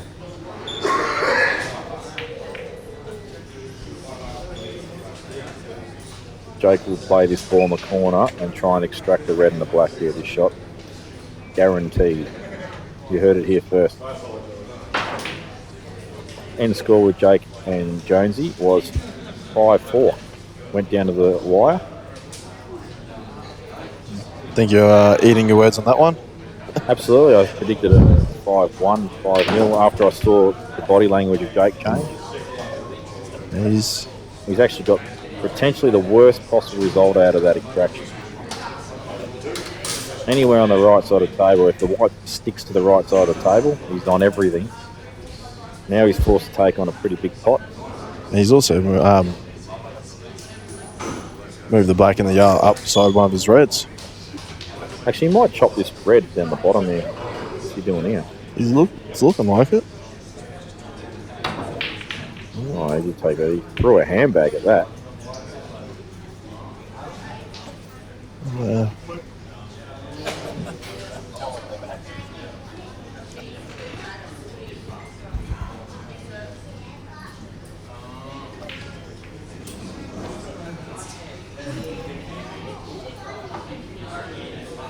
Dan Lynch. Missing everything now. The finals pressure has kicked in, and also the Jake McCartney factor. It is real, folks. I can tell you all about it if you've got hours of your time. How many times I've chopped up this knucklehead over the last 10 years is ridiculous. It's a good shot there from Jake.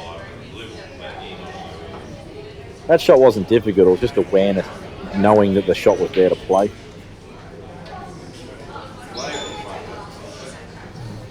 Jones has got to play the long ball now to the top right.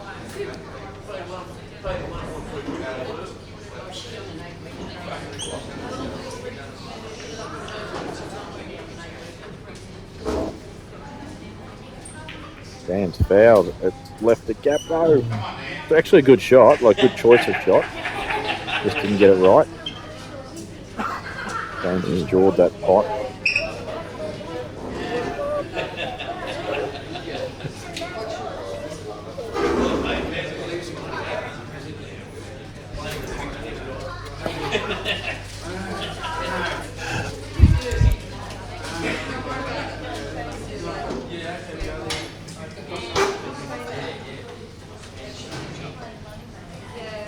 Don't worry about it, mate, because your mum will put it there. Don't worry about it.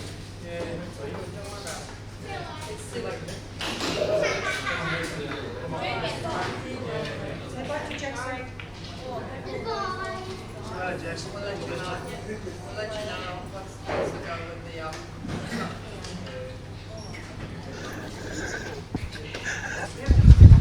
the Dan doesn't need to do anything too flashy. He just make Jake play the red.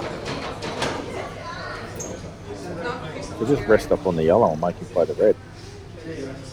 Don't play this one. He's going up the top pocket. Yeah. No. He's actually said, you know what, I'm going to open up these balls for you, Jake. You have a crack.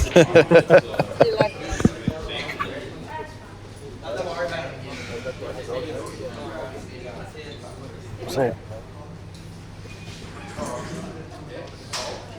Jake says, well, since you've left them all open for me, I'm going to play the obvious thing and just get rid of the ball that was trickiest. Get on the black with. Play that with good control, actually. And these all link up really nicely now.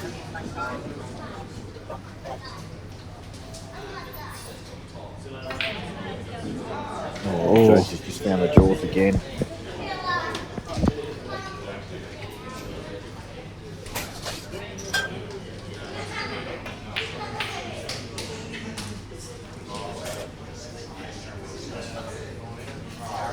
Shut up, Tanya. No one's going for Jake at the moment. Even you shouldn't be. You should be all barracking to Dan Lynch's cue ball TV.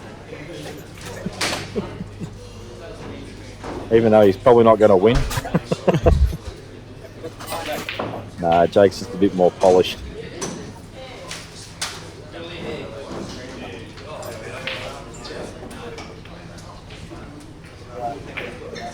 So 2-0 to Jake.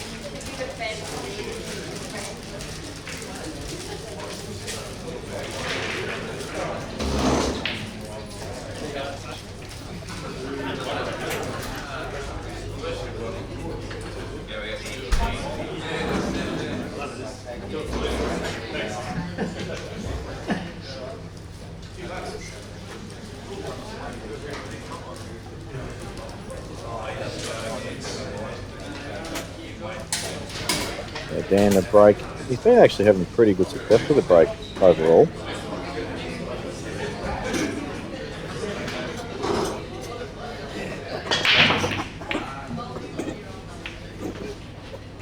And he's not pot a ball again. Yeah, yellows will be the choice of ball. What a shot from Jonesy. Jeez, he's actually been pretty stiff. I've got to be honest with you. He's had some horrible leads where he's actually played some really big shots.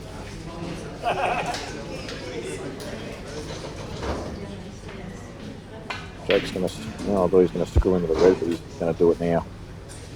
In fact, he'll probably go into the yellow instead. He'll want to push it up to the blue spot. Yeah, hit the left-hand side of the yellow here.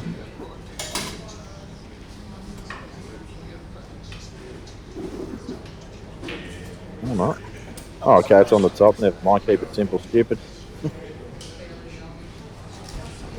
Jake, big fan of the kiss theory.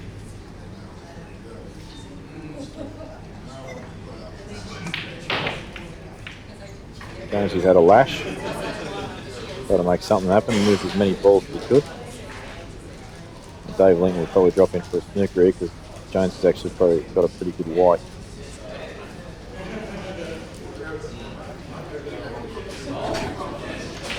So 3-0 is about 60 seconds away, if that.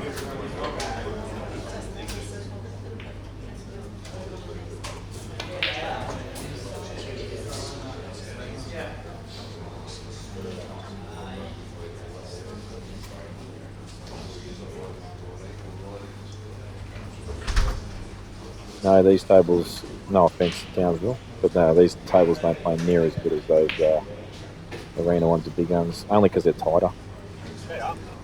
Yeah, but he's changed his cut over the years. Yeah, actually the cut that he made 2 years ago was much tighter than what they are now, so that's probably why.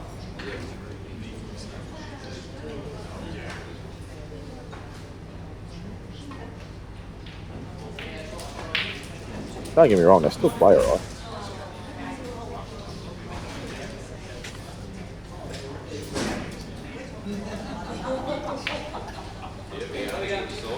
So 3-0 to Jake.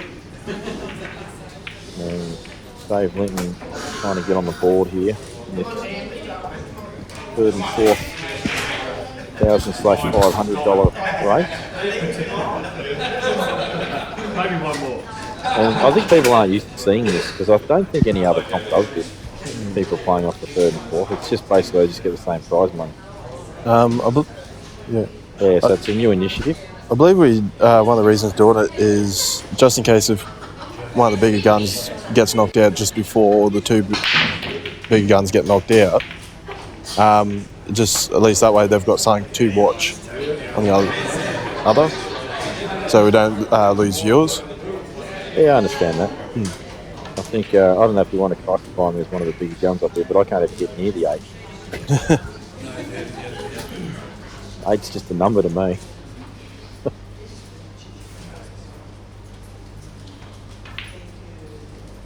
Good shot there from Dave. I think,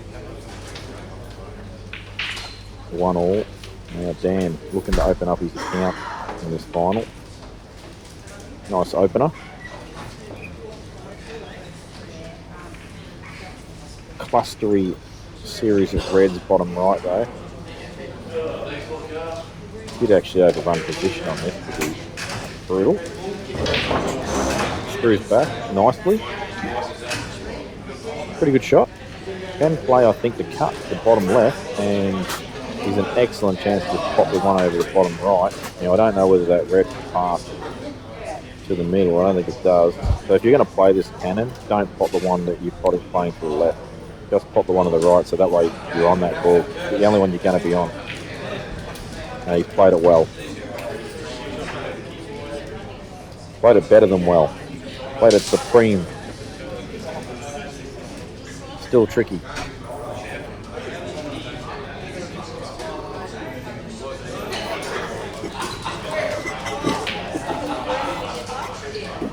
That cannon's actually made that worse. I don't see how we transition now. The only way I can see how we transition here, honestly, cut this red in and land in a straight line with the red to the top left corner and then stun across the right side rail for the red and then play that off 2 cushions for the black in the bottom left hand corner as well. I hope everyone understood exactly what I just said there. No? Sound like garbage?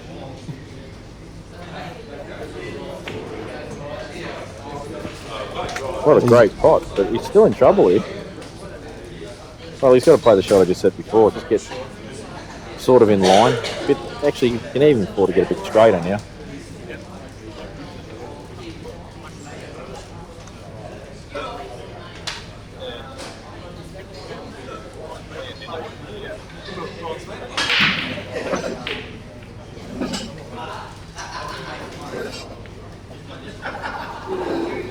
Oh, he's got the rest out.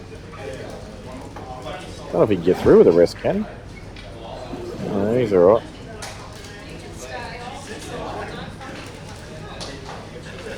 Most people underhit this. Oh, he's hit the black with the rest. Yes, he just touched the black. That's what I thought. I think he's thought of foul himself. He's probably thinking, well, I'll snooker myself anyway, who cares? No. I thought he fouled. Oh. Maybe it was just a shadow and it made it look like it too. You're going to try and work out replay, aren't you? Look at it on your phone.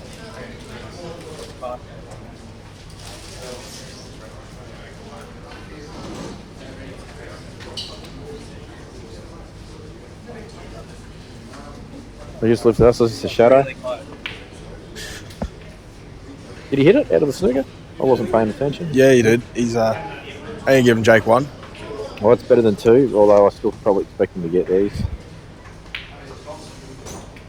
That's not awesome. Underhit that a little.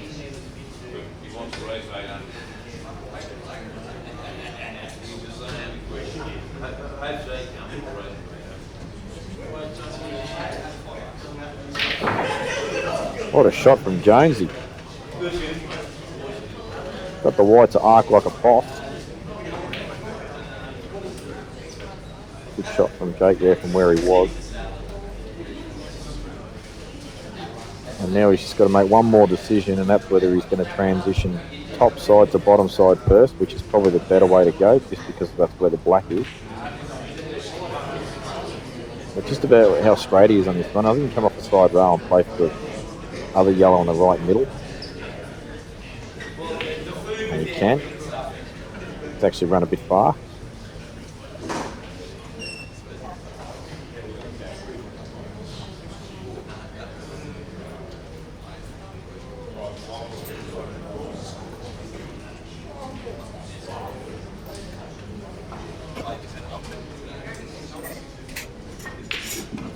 Great shot again from Jones. He's actually hit it too well. He wants to punch it in. He wants to play with conviction.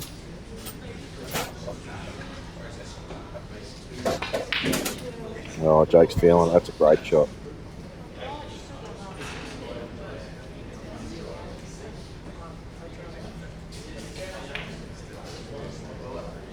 Four 0. And James just has a little bit of luck on this. He hasn't had the greatest amount of luck so far with these sort of shots. Oh, he was actually able to clear the red. He'll be filthy, he hasn't bought that. So it's pretty obvious to see which match is going to finish first. And this would be my only criticism of playing a third and fourth, actually, is it does take away from the highlight of a final. But other than that, I understand the process behind the decision. And while I'm on that, I do actually want to give a shout out to everyone involved who has run the Townsville Open and has actually assisted in getting myself and Dan up here for the tournament. We've had a sensational time as always, like we did last year. The tournament's been run really well. There's been no hiccups. People have been great, very friendly. And if you want to add a tournament to your calendar and just get away to a nice location where the weather's really nice at the time of year, where it's really crap in the southern areas of Australia, get yourself down to Townsville Open next year, guys. And they've got big plans to make this an even bigger and better tournament. And it's actually one of my favourite tournaments now, so I recommend you guys get it on your calendar. You've got a year planned for this, so there's no excuses.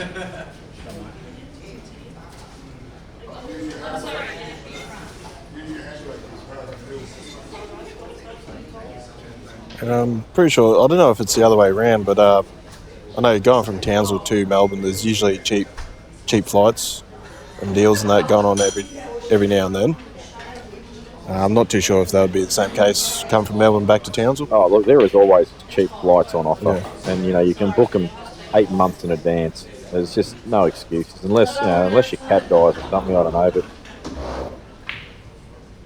some people just don't turn up because they've got to rearrange their stock or whatnot on certain days. But at the end of the day, when people turn around going, oh, no, I just didn't have time to arrange it or couldn't get the time off work, that's just rubbish. That's just a rubbish excuse because you've had a whole year to get that day off work. Yeah. But the other issue, obviously, is there's so many tournaments in Australia now that you've got to be a bit more selective. It's hard to get to them all, especially if you are working full-time or whatnot. Good double there from Dan, but unfortunately, he's just digging. He's got the shovel out and he's digging this giant grave for himself.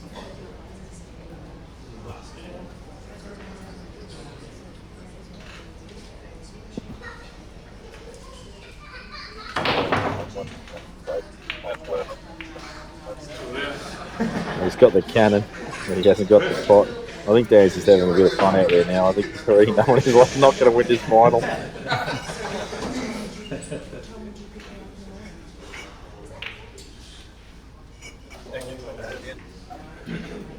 You should play one-handed for fun, but it's a bit disrespectful, so I'm not going to ask him to do it.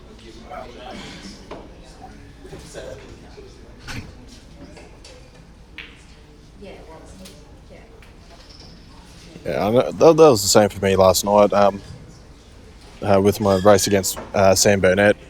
Got to the point he was on the hill. I think I ended up making it 7-4. But on the on one of those matches, I just half throwing out and I decide, you know what, I'll go for it. Could be the last frame. See what happens. Amazing what the last frame pressure will do to you. Just start firing up.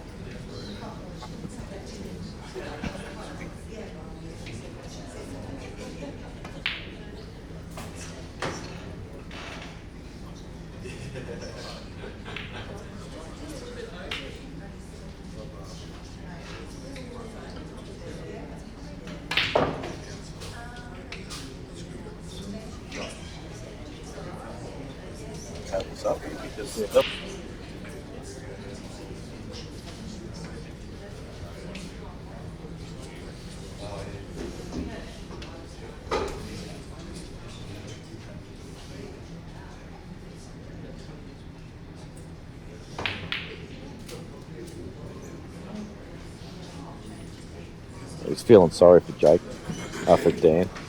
Now that was a missable pot. Anyway. Well, that's actually a pretty good shot there from Dave. That was pretty tough to jam out. Come on, Dan, you're getting these with ease earlier on. Just bang this in, run through offside rail and back across. No, take the run through.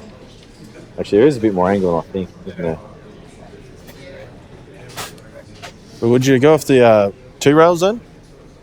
Yeah, if you're playing the bottom one, you sort of screw it so it comes off 2. I mean the top one. I'll play this off the side rail and back across, which is what he's done. He's played safe. Tactical genius. Jake's going to go for the cannon now.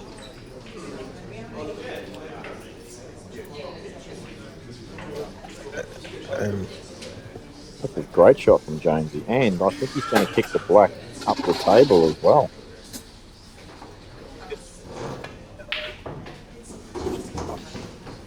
Great cannon, Jake, to nowhere. Unfortunately for him, it's actually the worst possible result he could have got. Goes nowhere. I don't think he has a double on either.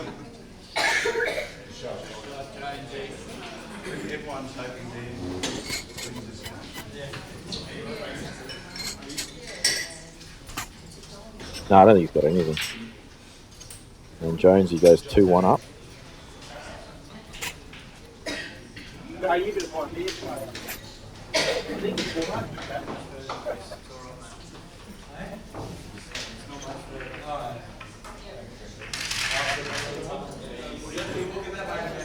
Maybe an out there shot. He does double the red, but hits the bottom edge of the yellow, right beside it, and goes his bottom pocket. Yeah, look, mate, nothing's out of the question when you're talking about crazy shots, because we see them happen all the time, and that's not actually a bad choice of shot you've come up with there. I mean, me personally, I'm probably cutting it and stunning, like screwing the white ball down to the top left-hand corner. He's tried to double kiss it in. I think he might have actually tried the shot I nominated. He might have, yeah, he might be right. He's got a result over the white.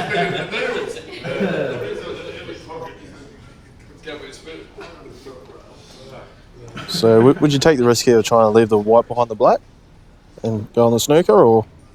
Yeah, it's tough. But you kind of have to try and play shot to nothing, which is, well, look at this shot. Who needs a shot to nothing? Pot out. What a freak show. Play a snooker, I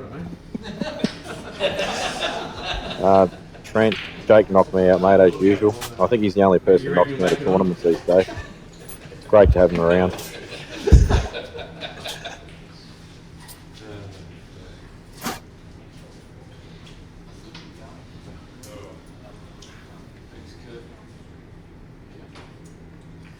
Well, he's gone to snooker. Why would he do that? Maybe the pot wasn't on. You play snookers like I got balls. Anyway, 5-0. Nah, he's on it.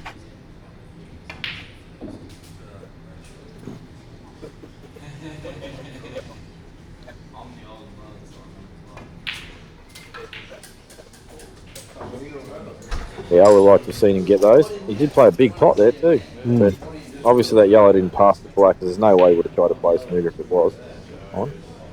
He's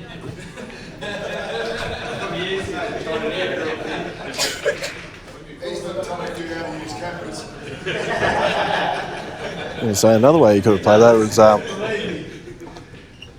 put a little bit, hit that on, put a little bit of top on it, and follow through behind the black. Go for the snooker then, maybe even the Marcus. Yeah. Yeah, play the run through is a better shot, I agree. Trent, to answer your question was close, mate. Look, to be honest, probably should have won. But shouldas are evil. Shoulda, woulda, coulda, all those, they're all horrible. At the end of the day, I stuck. Didn't pot out when I should have, and I lost. And Jake's had a dry break. Hasn't left Jack. Well, he's left the one down the bottom, but Still queuing half over the ball. what I've actually, you want reds here though. You want what I've actually found though is he's had a few of these breaks throughout the comp, Jake, where when he's dry breaking, he's not leaving a lot on. I mean, having said that, when his dry break gets me in the last round, they were everywhere on. I just wasn't good enough to get him. But nice opener there from Sam, but the problem is he's got dead yellows at the other top right hand side of the table.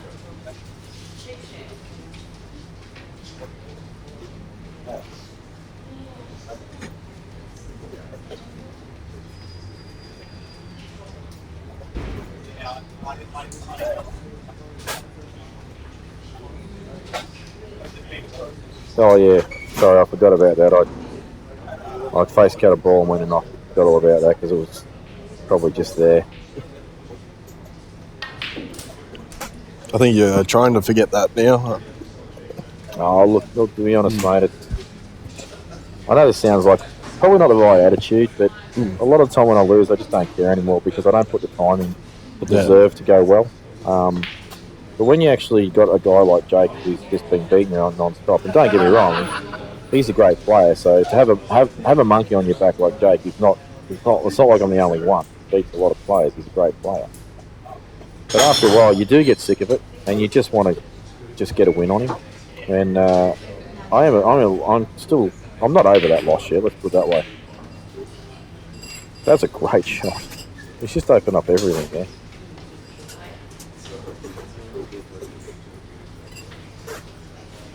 I think if that comp had been local, sort of Melbourne-based or whatever, where the travel wasn't so great, it wouldn't have stung as much.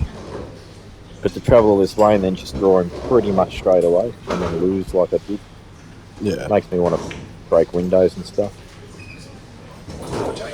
Well, Dan's just thinking, why didn't you pot that?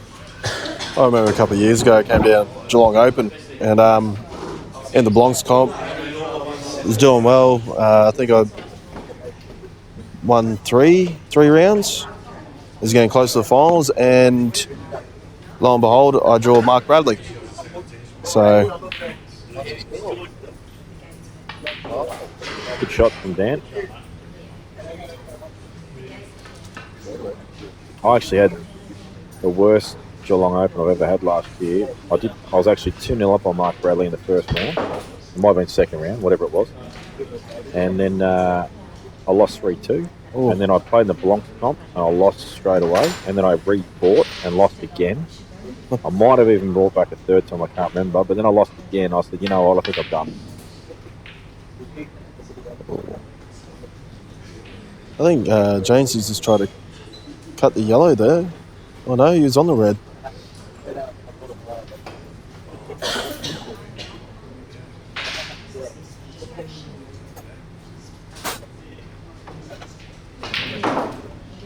Oh, Dave's just tried to get the can on the yellow there. I don't know why. But anyway, he's missed it, but he's still on a ball. Oh, Dan. These are the balls he wasn't missing earlier on. No. But it's just the pressure of 5-0 now and also in the final for your first time. It's not easy.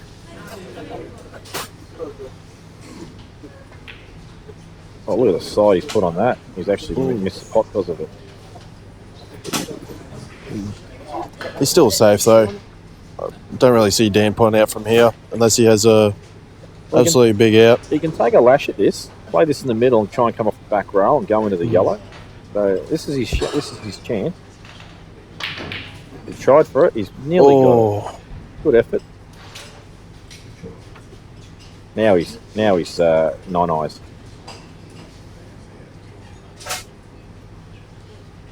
Even if he gets this, if he cuts this in the middle, not small. What a shot! Oh, would have loved a thick contact on that.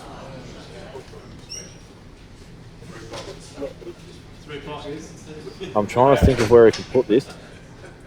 there's the markers to the middle's not on. Definitely not on. I think it's got to be cut a bit in. I might be able to cut it off bottom and side into the middle. Geez, Dave Linton's missed that black by a fair way. And Jonesy's just going to punish him by promoting the red that's dead on the side rail. Oh, here's an idea. 4 rails back into the left middle, around the table. 4 rails left. So, middle. Yeah, okay. He's trying to say the shot offset, right? That was tough. It is match over. Absolutely guaranteed. Oh, what's he doing here? Okay, not anymore it is. Can't believe he's played that first. He's just layering up now. Yeah. He's just playing trick shot. Not in a million years would he play that normally. Bottom, he'll pot it in the bottom right.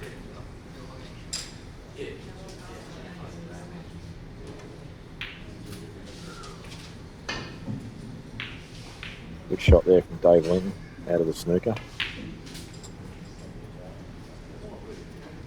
So one good positional shot and pot of the black from Jake to win this match 6-0 and defeat Dan Lynch. Yes, folks, I said that correctly. Dan Lynch in the final. And well done once again, Jake McCartney, our Townsville winner. And we're going to wait for the conclusion of this 3rd and 4th match, which is going to take a while. We've raced the 6 as well, and it's only 3-1, most likely. Wasn't Thanks, unlike man. you. Oh, hang on, I've got the wrong ball here. Sorry, my bad. Wrong table. Where's this table? I'll just flick back to this one. Dan, what's going on here? You're killing me, mate. Where's this table? Here we go. Oh. Clear the layer. There we go. Sorry about that, guys, but Jonesy did win that frame.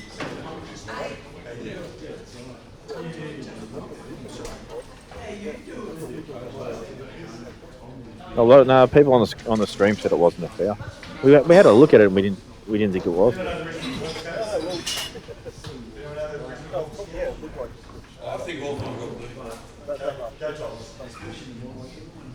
Oh, did I actually play it again? I didn't mean to.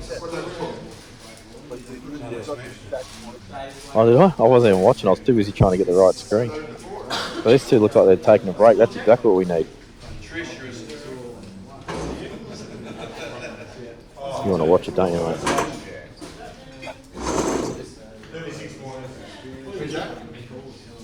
Well, while we're waiting for them to finish the break, I might just quickly duck out myself.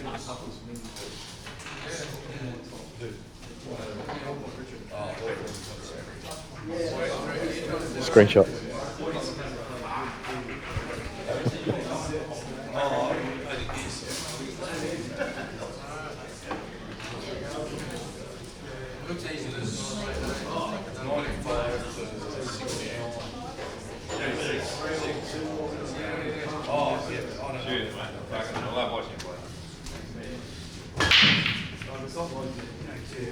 Yellow ball down. Red balls will be chosen, I think.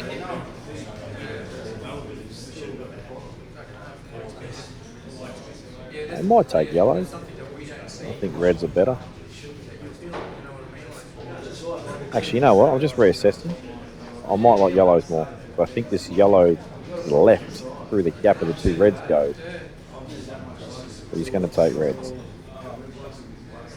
I just think these two reds near the black are the trickiest of the two.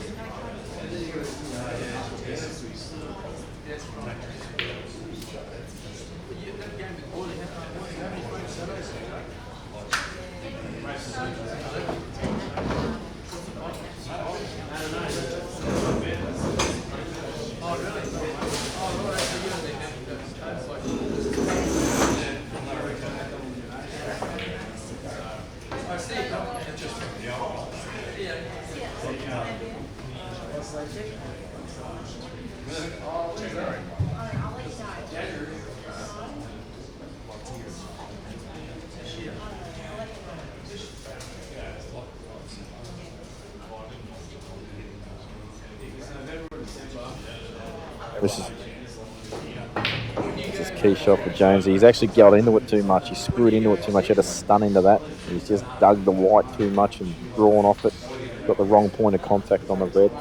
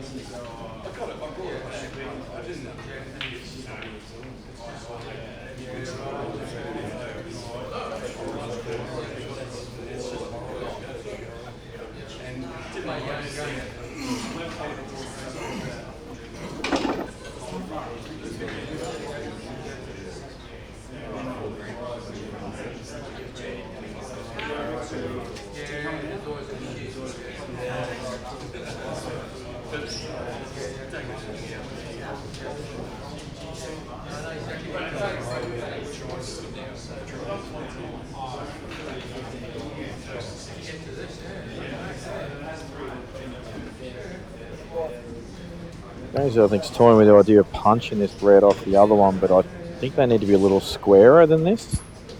Don't get me wrong, I'm no expert at these shots like Putters is, but I think they probably need to be slightly squarer. Oh, he's tried to pop that one in the corner, but I don't know if it was on or not.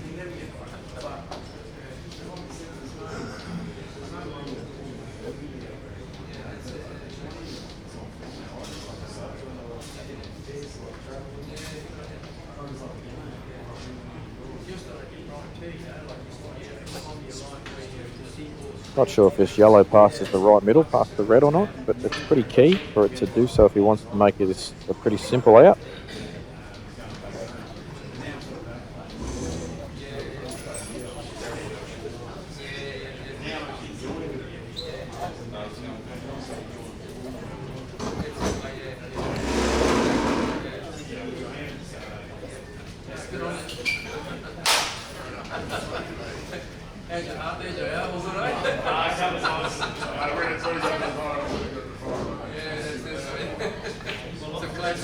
So if this yellow does go past the red, I'm actually going to make the call. I think Dave's playing a little low.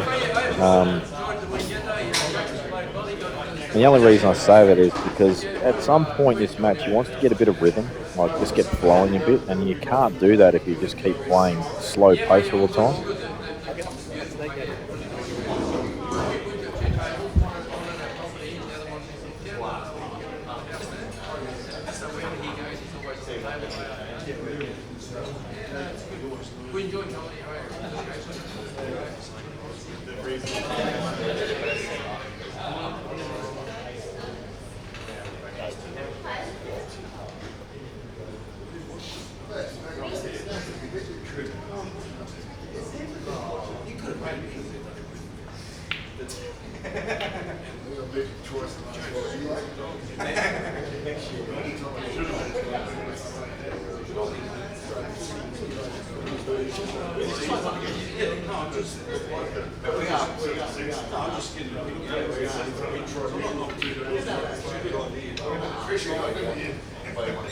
This is what I'm talking about, guys. Like, you know, that pot there, it wasn't that hard. But when you've got no rhythm at all and you're literally taking forever to play every choice of shot, you just find it really difficult to make a pot.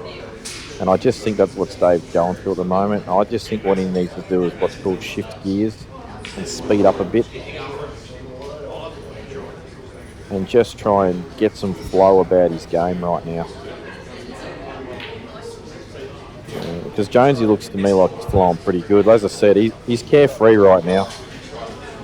He's carefree right now. He wants to kill someone at the same time as he's being relaxed and just wants to get on with his match and finish it.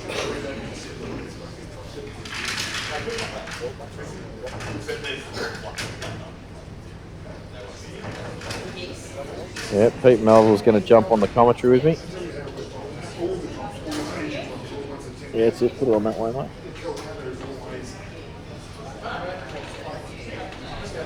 No, don't put that in your ear. What are you doing? That's the microphone.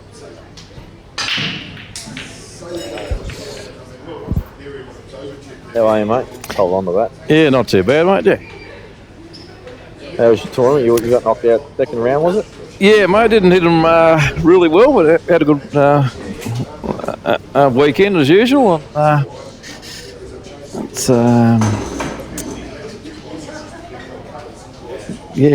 good to see you guys up from Vic to get some interesting players over here. Yeah, I really look forward to coming up all the way up here to run into Jake. Good fun. Yeah, was an awesome draw for you guys. I won't lie to you, I don't mind drawing him early. It's just obviously you've got to beat him. Yeah, well, mate, like you always want to play the best players, and you know that's what you're after, really. And mate, you were pretty unlucky. You went pretty close. Yeah, look, a little bit, but I wouldn't say it's bad luck. I had a chance to make it a simple finish, and I didn't get it. So. Yeah, that's how it goes. What happens after that is relatively irrelevant. Yeah. I think if you want to improve and get better, you've got to look at what errors you made leading into what the aftermath was, even if you had another chance. Yeah. So Dave Linton looks like he has sped up a touch. He needs to speed up. And that's a good shot. Very good shot.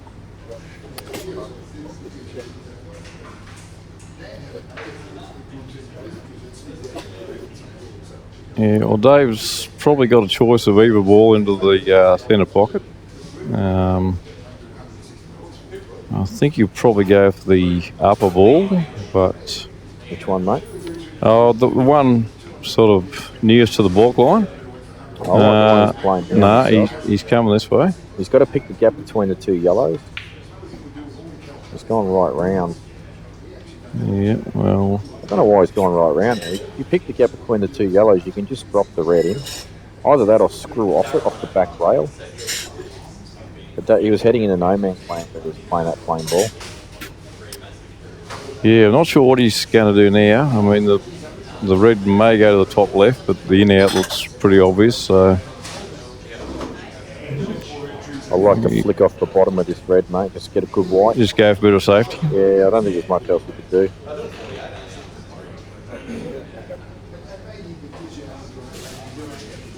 You can get adventurous there. Try and chop it in the middle and just gonna take. I like that he's taken this on. He's found the middle pocket. And he's though. found the middle box. Probably Yeah, overhit it so- the tuck as well, but he slams that white ball into the jaw. Wasn't happy. Not too impressed. So Jonesy, you normally back him out from here. He's pretty crook. He's sick as a wounded dog, but he's fighting on. Actually, a bit of work to do here.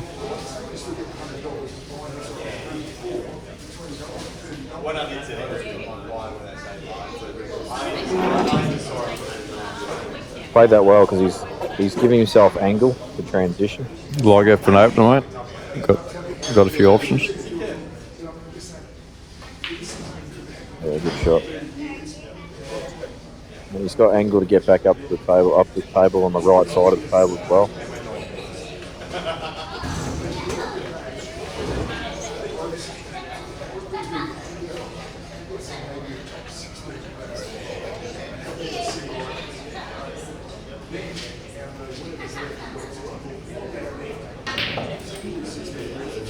Just got into it a bit too much.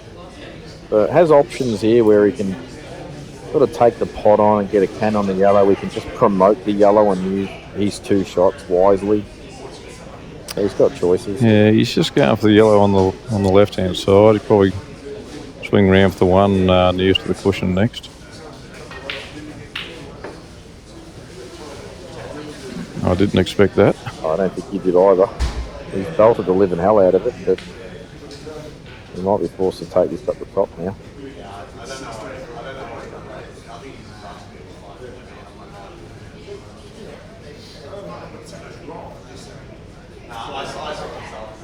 Now he could actually just overcut this and just lay it up over the middle. Yeah, well, he's got a second shot left, I think. So.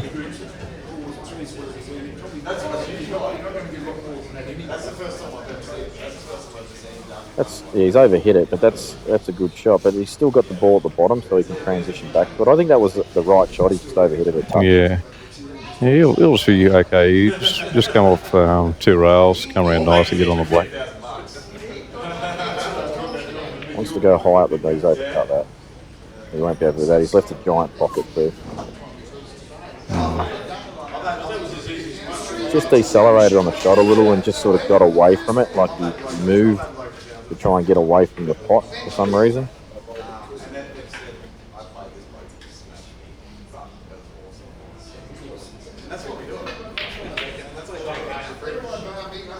Oh, a little bit awkward, but Dave will be okay. He'll just put this in.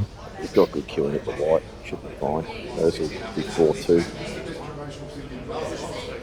Bad error there from Jamesy. He had that. He did all the hard work.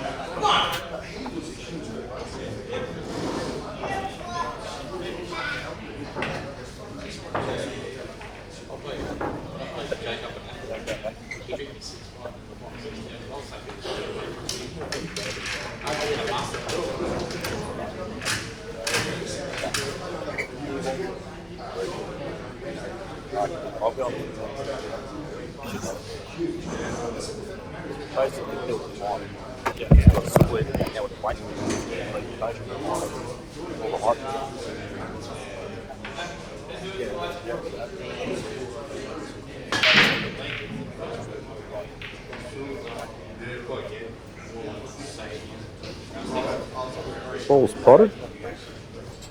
A little bit awkward here on the break.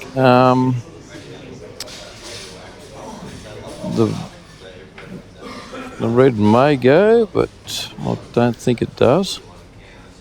Yeah, the killer for this is they're both pretty good. I'd like the reds myself more. Might be able to pot one though. Well, it'll double if he wants to go for it.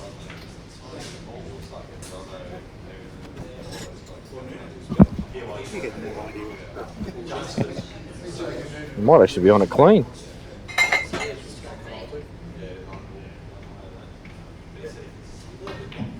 Well, he's overcut it, so it was easily on. He's overcut it and played a bit of a safety consolation there. Yeah, he actually be wrapped that he's got safe on that. 'Cause these reds are absolutely buzzing. I will never get on that.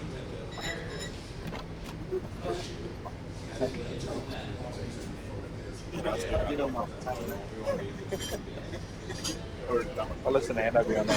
One of the some good. You got to talk shit as well. And that's why you're the king at it. Barry on that.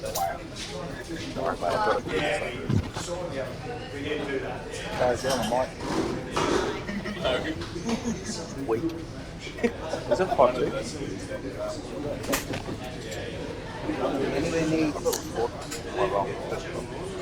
Hope it's 5-2. Yeah, so Dave's having a bit of a thinky what to do. Nothing easy. He may be looking at the long yellow down the rail. I think he's just trying to work out to get safe on red because I think he's going to go for the plant, red on to the yellow. wow, that's He's- a great shot. Now we get to choose red. So he's sunk both. Hopefully you'll remember to nominate. He might even take yellows here still. There's a couple on the rail that you just sort of don't want to deal with, but at the same time, you don't have an easy open on red now. He's still taking red.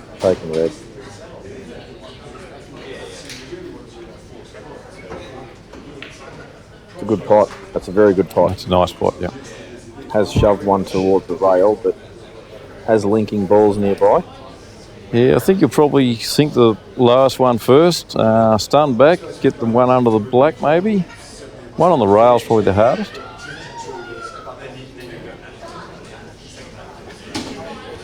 I think you'll get the last one first and the one under the black, roll in the centre, down the rail.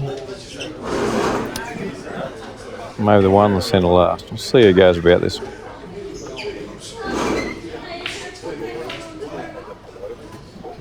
Interesting shot that, but it's okay.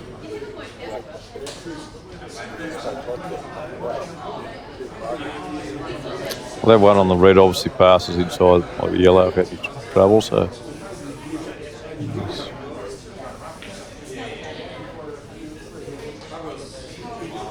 That's not bad.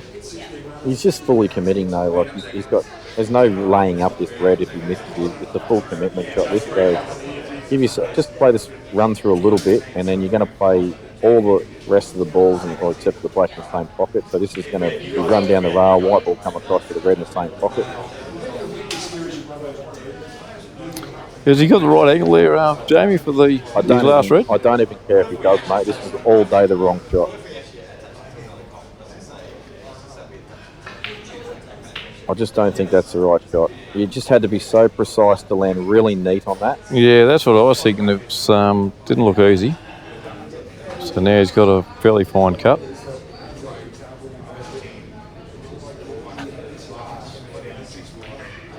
Played it well though. Played it real well. Certainly has, and that'll be 4-3. I will sit here, eat word.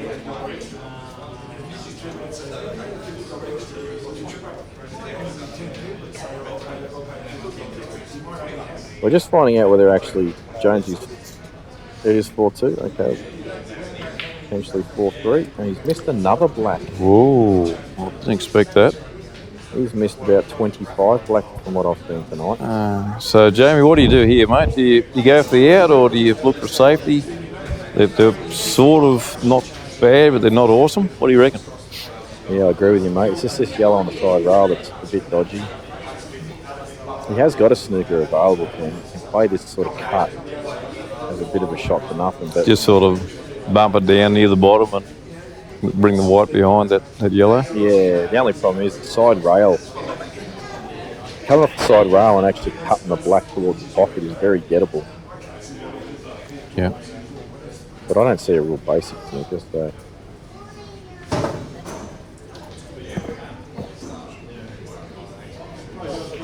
Oh, geez, I don't know about this shot. That's not a good shot. Well, James. That was low percentage because he's hit across the face of the shot. He's got to hit it really thin. Yeah. That was low percentage, though. Certainly not one of his best. He left Dave a relatively easy pot. After the putt that he just missed, this is questionable. No mistake this time. Straight in for What's going three. down on the what's going down on the floor there? On the what's going on the floor there with the young girl there? She's having a snooze. Yeah, one of the kids have been running around a bit too much. Yeah, that was a bit weird. She had her eyes were right on the camera like a Chucky doll for a sec. Yeah, I think she's all right. She's playing. Oh, Dan's cheating. He's eating food.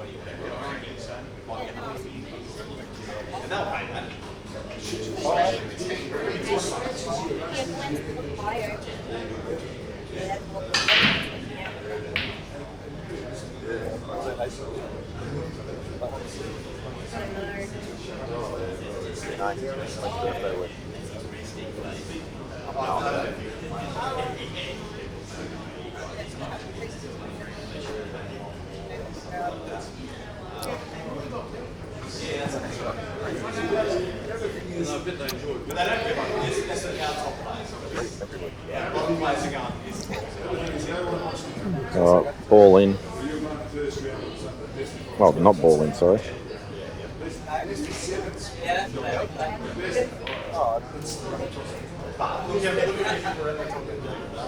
Yeah, well, he's on reds. Doesn't look to be anything easy, so see what happens here. Oh, you're right, mate. There's no simple pot.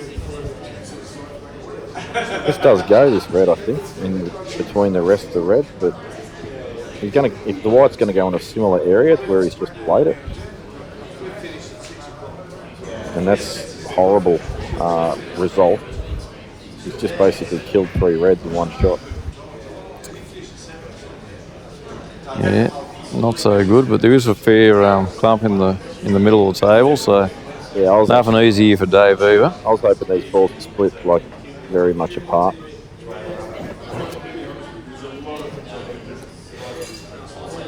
So I'll turn the mobile off. Don't need that.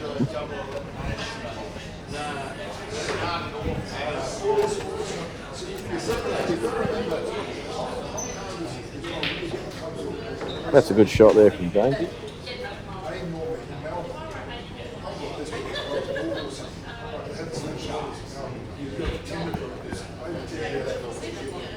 Can screw into the pack here off this pull over hole, I think, but he says, nah, I'm going to sneak that. Yeah, He's up high on the cue there. What's that all about?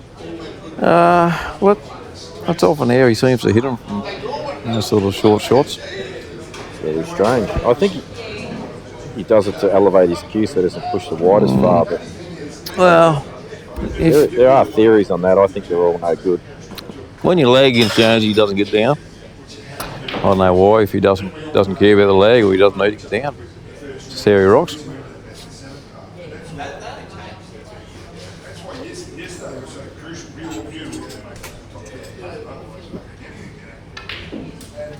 Good shot. What he's doing here, though, is dangerous because he's eliminating all the balls in open play and running out of soldiers to deal with the cluster. Yeah, I think he might want to think about pulling up soon.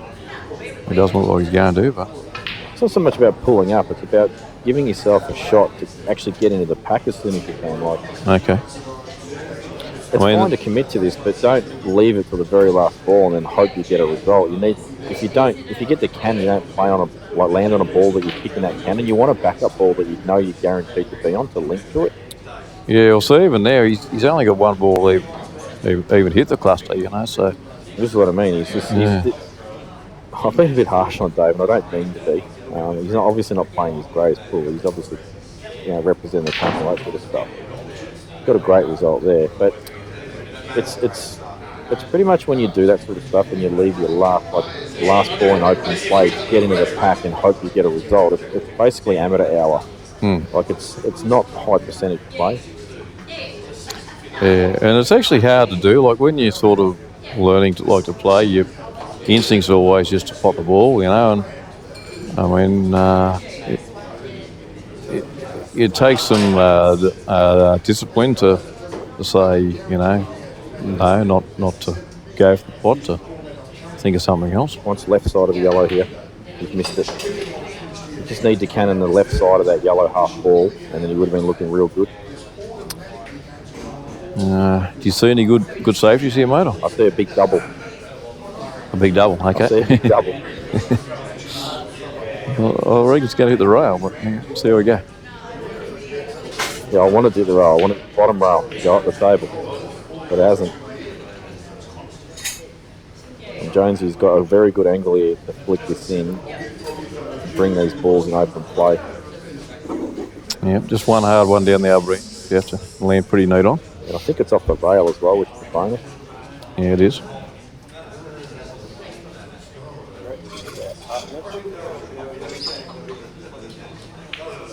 And as they say, mate, half an inch is all a real man needs. Bragger.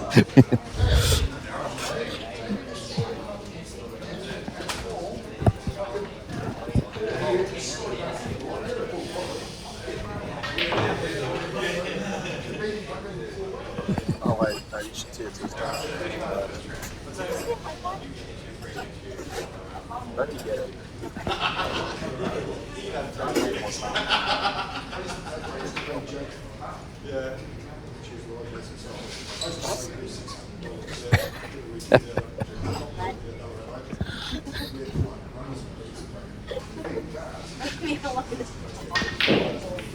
Oh, Jonesy unlucky. Oh, well, Not here we sure go. why threw back to the car park there anyway, but probably a horrible luck result. I mean, he's just he's letting Dave. Am I on mute, mate, all the time? So, could be four, should be four here today. He's missed that one, but he's still fine for the black in the centre, I believe. Tell you what, Just needs to be careful. he's going to play this in the middle. He's got to hit it pretty fine or play it with some side. I think I'd play for the top corner myself. Oh, he's played it well. He's played it thin enough. So 4 all is imminent. He's not missing this black. He's missed a couple of blacks, but he's not missing this one.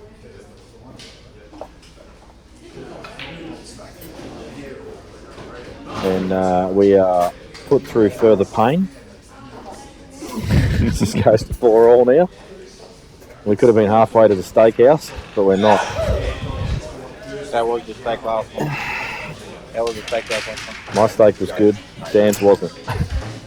Yeah, so you reckon like third versus fourth should be like a bit shorter race to make sure the final finishes last? Look, I understand the concept, and I'm all fine with that concept, but the problem is, as the final turned out tonight being 6-0, it wouldn't have mattered if this was just like a race before. It still wouldn't have finished in time. Well, it wouldn't have finished first, but there would have been a bit closer. And I think, like, just going off the viewers alone with Green, we've lost 100 viewers as soon as that final finished. So it's just, it takes away from the final, and obviously the presentation needs to be done as well. Sure. That's just, that's just a bit of feedback. I like the idea of trying new things. So Yeah. I just did what Darryl said. So what you sort of do, like, all you're going to do is just change your prize money structure. You're either going to do $750 for both of them, or you're going to leave it at $500 for both, and then pump the money down the line a little bit to the lower guys. I'm not a massive fan of this, like pumping the first prize money up through the roof, because all it does is, and I'm going to cop a bit of hate for this, but I don't really care. Is if you make the prize money for first astronomically high and it doesn't filter down well, all you're going to do is get elite players here that are just simply takers. And I won't lie to you, the majority of the elite players in this game are just takers. They don't give a lot back to the game. They're in it for themselves. And the majority of the numbers get made up by intermediate novice players who are more interested in improving and playing better players and contributing to the comp in the game. And Yeah. Well, I'm not really going to buy into that one, Jamie, because I don't know the guys or the game well enough. But I do believe that there should be some distribution of the prize pool, and I think how it's set up at the moment is not too bad. Well, I'll put it to you this way, right? when an elite player loses in a tournament, how many of them stick around and watch it till the end? All right? But if you look at the intermediates and novices, how many of them stick around and watch it till the end? So Yeah.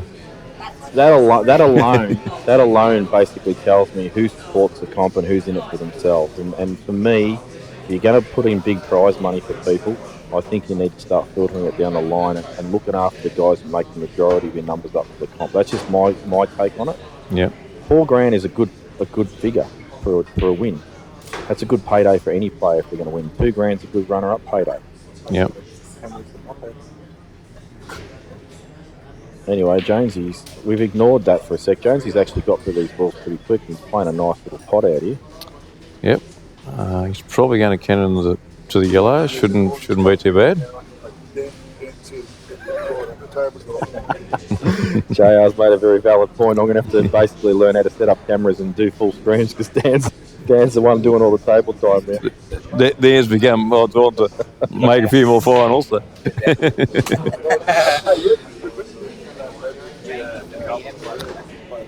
So, Dad should be fine here. Just a bit of a screw back to Black in the same pocket. Great shot there from Jonesy. Flicks the yellow, gets perfect. He will go 5-4 on the hill. And this is what I like to see, a bit quicker pull. Yeah. Yeah, so how's your weekend been, mate? Apart from playing pool, you got up anything on?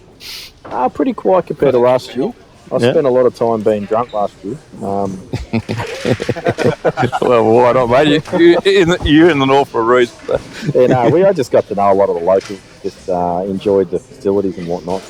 This year we went up to Castle Hill with Kev, who basically murdered me and Dan. Did you take up the goat track, or? Yeah, we went the goat track down a really steep one, and it obviously helped Dan monumentally because it made the final. Yeah. I couldn't actually walk there for a bit. Yeah, I've been going up there a bit lately, mate, and bit of pain in the calf muscles, yeah. Yeah, it's definitely a different type of exercise. So Jones, you just break that, did he? It took Jamie until last night to realise that the breakies were there. Yeah, it took him until yesterday to realise that the breakies were there. Well, Dave Linton broke that and drive broke. Jones is going to try and get into the shell on the side rail. Oh, he's over-screwed. He's actually done that a couple of times there. He's missed the yellow and killed the second one as well. Too much Q power. I'm not sure if he's on anything now. He doesn't look to be anything obvious, huh? While the yellow and the reds are stuck together there in a couple of spots, play the double on the one at the top. You're going to have a double on that one. And, but you don't want to start eliminating too many balls here. Yeah, you don't want to lose I haven't seen him miss too many soldiers. Mate, we give him heaps because Jonesy's not known for his I haven't seen him brilliant miss doubles. He's only missed one. Yeah, well, everything's relative. I mean, we give him shit because he can't double, but he can double better than most, to be fair.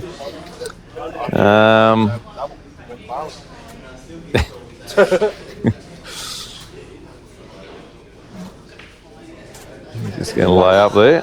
And, that's a percentage shot.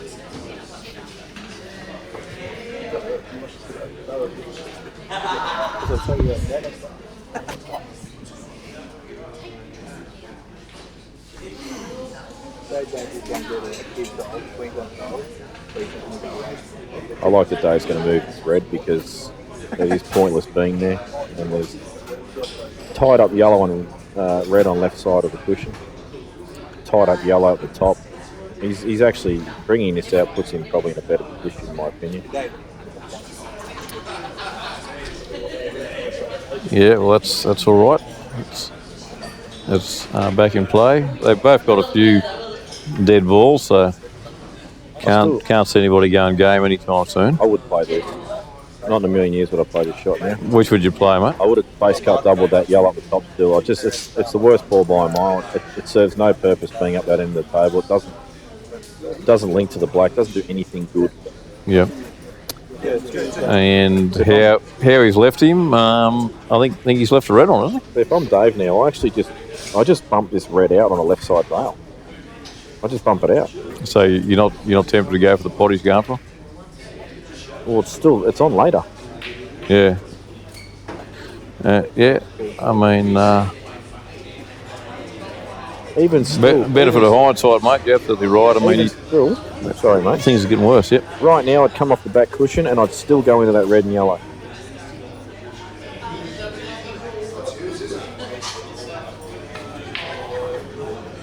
Right, don't get me wrong, I like to be attacking, but I know that this is going nowhere unless a miracle occurs. Mm.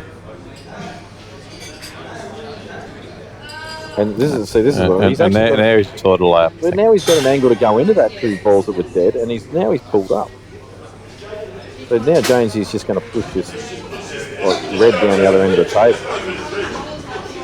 Yeah, well, he can break his yellow out, maybe hit the red down towards his 2 balls. I'm not sure about that, but certainly there's a fair bit of work to be done, and Jonesy's probably going to have less dead balls after this shot than what Dave will. If he's got a gap here, this is a great result because he can actually play this at pace. He can play this at pace and try and get a cannon on the red and the yellow side rail. He's in a better position. It's a dangerous shot to play. You're basically saying to your opponent, you're not going to pot out. It might not have been. He didn't hit it thin enough to do that, but it's not a bad shot. Well, it's not too bad. I mean, he's only got sort of 1 dead ball now. Dave's got at least 2 tricky ones. And he's got these balls in the bottom right-hand corner where he can punch in and try and get into the 2 balls in the side cushion as well. Whereas Dave doesn't really have anything that he can get into that red with. Yep.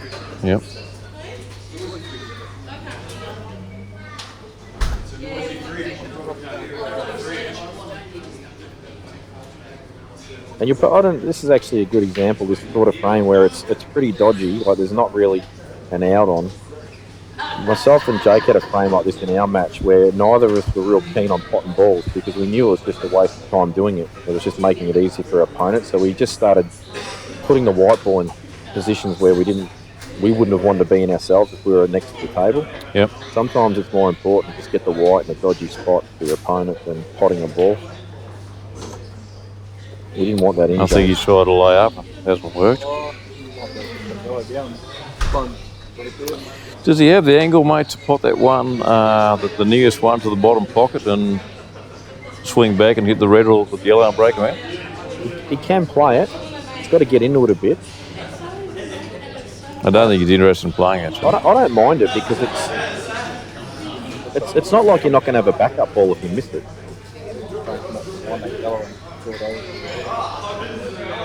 So he could jaw this red and push it across the other side of the table as well, like this. So I'd hit that a bit harder, and you know that what the red's going to throw to the right side of the table there. Yeah. It's a good shot from Jones. He's actually put Dave under the pump now. All his yellows are on in nice position. Yeah, I mean, Dave's are 2, but they're hard pots. I think they all go, but nothing easy. You've got to get sort of neat on every ball.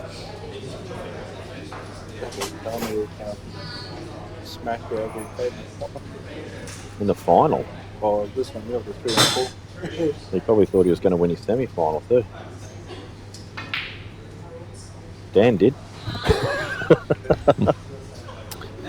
Well, I think Dave's tried to put the black behind his reds up there.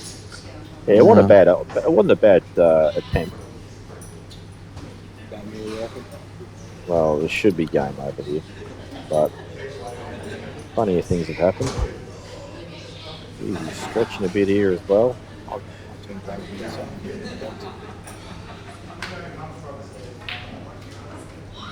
It's actually a pretty good cue, Jones. I've seen him play a bit, obviously, because of the national trials and stuff, but haven't got a chance to see him for an extended period of time where he's playing frame after frame. So it gives him, obviously has a chance to settle.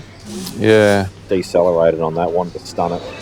Well, it's been a pretty good effort for him. He's come down with a fairly heavy bout of flu or something. I'm not quite sure what, but he's not feeling good. But he's he's trucking on. I think he's got a nice smooth action. Yeah, he's definitely on this in the middle. He just obviously didn't want to be there. Oh, he's missed that by a long, long way. I think they probably place the train to cover the pocket where the black is, in or over. See, for me, that yellow that James has missed, it's like he's just hoped that it will go in by hitting it soft, like he's tried to guide it in instead of just punching it in back in his action, because he's got a good back arm. And I don't think he misses it if he punches it, but he's just got that remote control on and try to just guide it in, and it's easy to do, and I'm a very bad victim of doing it. I do it so often, I still do it, and I tell myself not to and still do it. Good shot. He would have liked to have been on this red. Well, I reckon he's on it. He can screw back. He can, if he lands the white in the right place, he's probably out. Problem is, screwing straight back's not awesome. Wants to get right side, left side of the table, ideally. Yeah, and now he's pulling out the rest, which doesn't. He might lay up here. Yeah, I don't think he's going to try and come all the way down the table with the rest. He's probably just going to cover the pocket. Yeah. No, he's digging down. He's going to screw off this.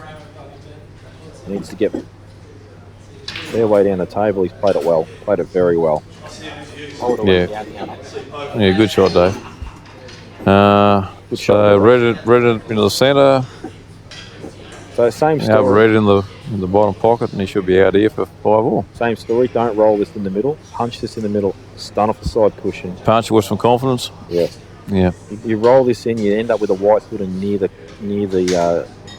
rails, sort of near the middle pocket. You don't want to play that. You're better off just punching this in, come off the side rail, and being on this nice and neat, this red. And he's doing exactly that. But he's missed it. But you can see where the white is. You know, even if he gets the pot, it's in that similar area. It's a much nicer shot to have to play. And he knows himself. There's no excuses for missing that. He knows he's good enough to get that pot, probably 8, 9 out of 10. Could be a bit fatigued now. It's been a long day. No, I know. He normally eats that. Oh, another decelerated shot. Yeah, that's stretching. Jonesy wouldn't be happy with that one. So probably off the top rail and back, mate. Yeah, top rail, bottom rail and back. Top rail, bottom Give rail. it a bit. Give it a bit. Okay, all right. So just layer up. Jamie's predicting he's going to smash it. This is why I want him to hit it harder, because I knew he was going to be near the rail. Yeah. Well, anyway, fairly easy shot. So this shot for a chance to go get steak. Oh, God. Oh man, well, he doesn't do that on Wednesday night. That didn't even hit the jaws. That hopefully does next Wednesday night when we play. I don't think that hit the jaws. If it did, it was very far jaw.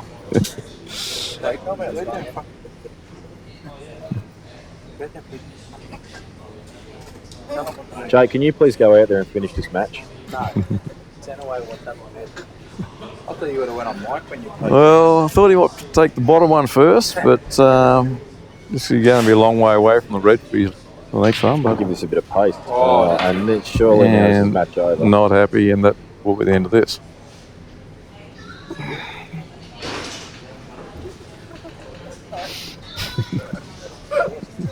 A steak is imminent. I think James and Misty. And that is match over, guys. That's third and fourth decided. We hope you enjoyed this coverage. We may stay live for the presentation, and then we'll wrap up. Thanks for tuning in, guys. And that's Townsville Open done and dusted for another year. I'm going to jump off the mic, let the presentations happen. Cheers, guys. Thanks, Bradley.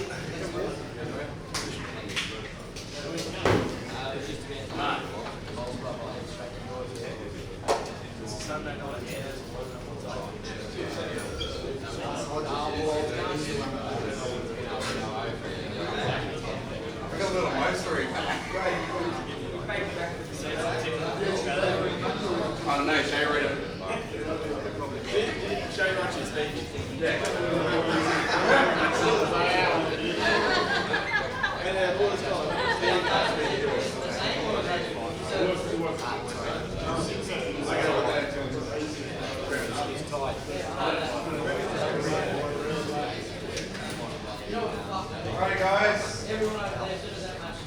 Right, thank Jake and Dan on a great final. Up to Jake. I want to thank Jake for winning. Dan. So I want to thank the Townsville committee for having this possible, even Darryl. I want to thank the kitchen, the bowls club, the sponsors. 10R Electrical and AJ Steel. And what was the other one? Gashium. Thanks to everyone for coming, everyone that travelled up from now south, out wide, up north.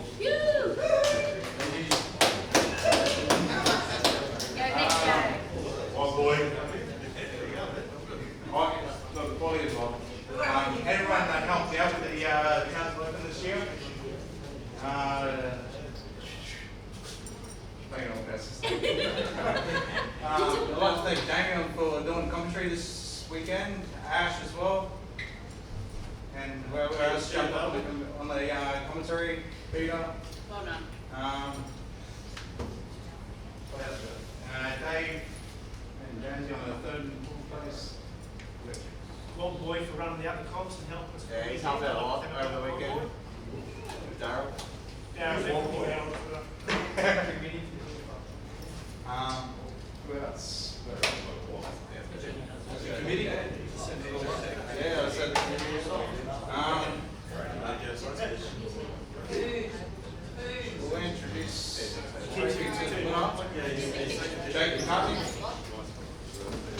Well,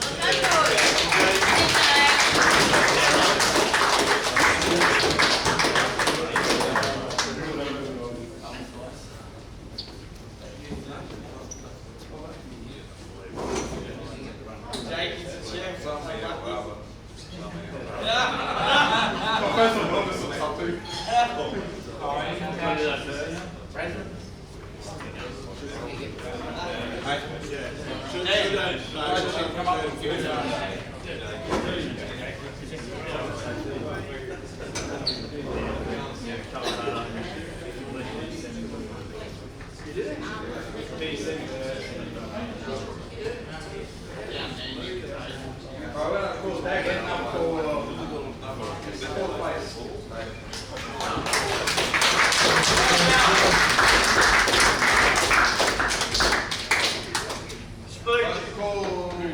Jonesy up in third place.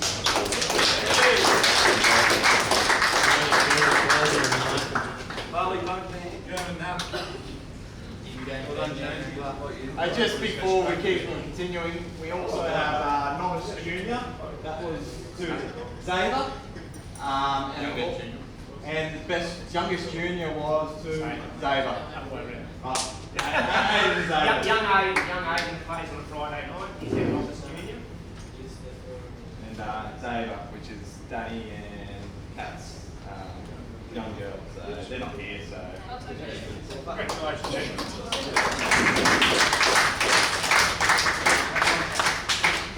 I'd like to give a second place check to Dan. Well done, Dan.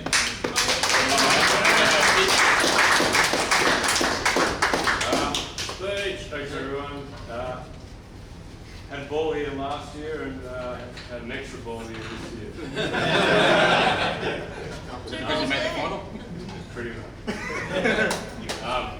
To Dave and Mark, been filming you guys in nationals for years, and yeah, just to get to play it was great, but to get a win was, I mean, I got a bit lucky. I'm gonna take it. Well done to Jake again. and thanks to everyone that got me here and everyone that organised it, and yeah, awesome tournament, and look forward to next year.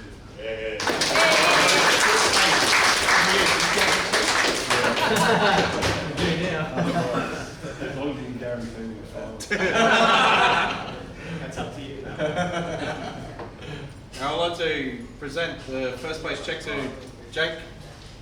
It's not guaranteed. It's not time.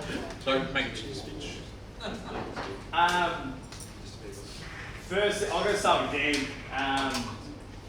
It's not often, to make a tournament, basically, you just, if it's a match or a final I don't want to win, it's that one right now against Dan. Not only for what you've done for this tournament, just for Q Sport in general, the Q Ball TV, the exposure you've given this tournament. Q Sport's just, I cannot speak highly enough of the man. I say, whenever I've got to do a speech or whatnot, and Dan it's massive. I think it's his first major final. And he puts in just hours and hours and hours, sitting on the screen, make sure, everyone can see it at home. I'm sure there's plenty of friends and family up here that have been watching, so it's probably good for Dan to get out and stretch your feet once in a while. Mate, I couldn't be happier for you, honestly, God, so love it, Dan. To everyone behind the scenes, Kevy, Shay, the committee, the Bowls Club, everyone in the kitchen. I know they copped an absolute, Darryl obviously running it as well. I know they copped the hammer in this in the kitchen, where they basically just closed it just so they have a break. So, there's a lot of things that happen behind the scenes, a lot of hard work, and it's easy out here, come and play, rock up, drink, there's a lot of hours do going behind the scenes. So, my hat goes off to them guys, I can't thank us enough, so thanks to them boys.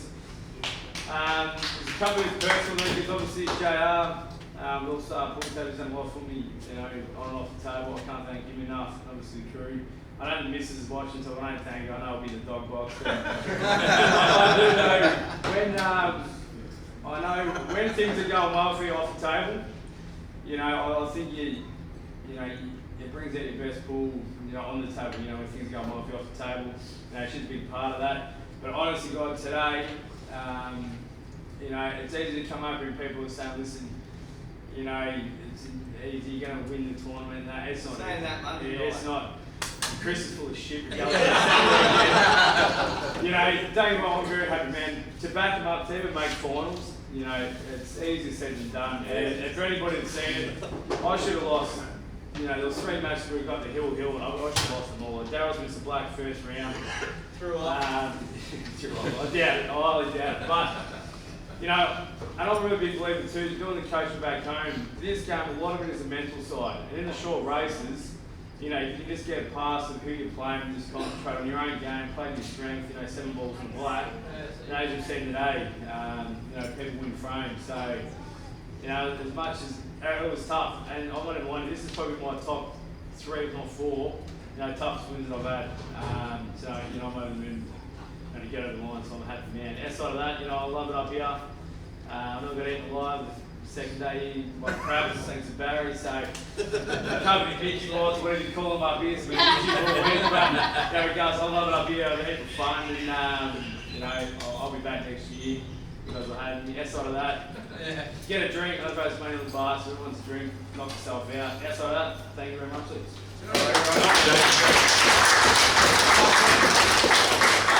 Thank you, Stevens. Lee wants to do a bit of a side. Just real quick, guys.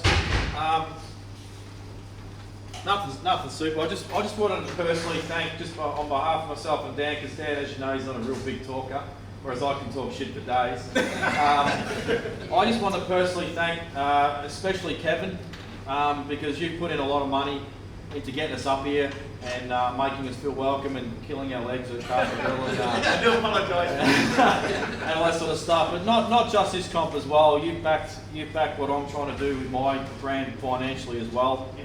So I just wanted to mention that personally to you while I was here, because that does mean a lot to me and moving forward with the money matches I'm trying to promote. I would love to see a couple of these boys up here that are at a higher level to actually play on one of those events in future. I do plan on bringing a card up to the Gold Coast.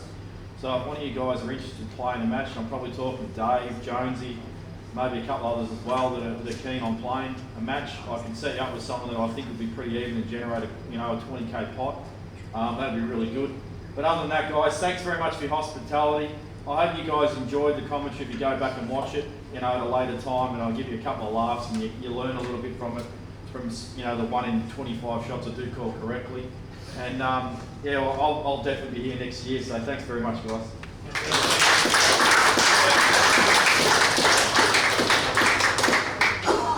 Who won the Calcutta? Calcutta took their criteria. 1700 for the first prize. Is that your last one? Glad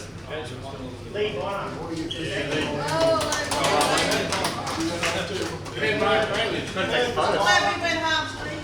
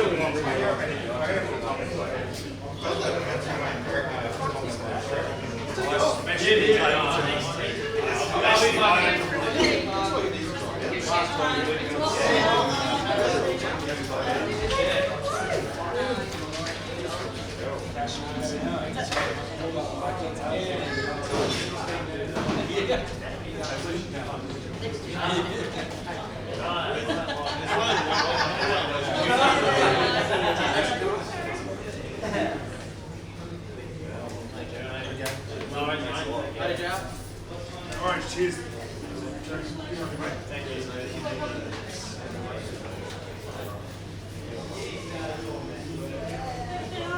No worries, thank you. Thanks, good food, good stuff. See you next year.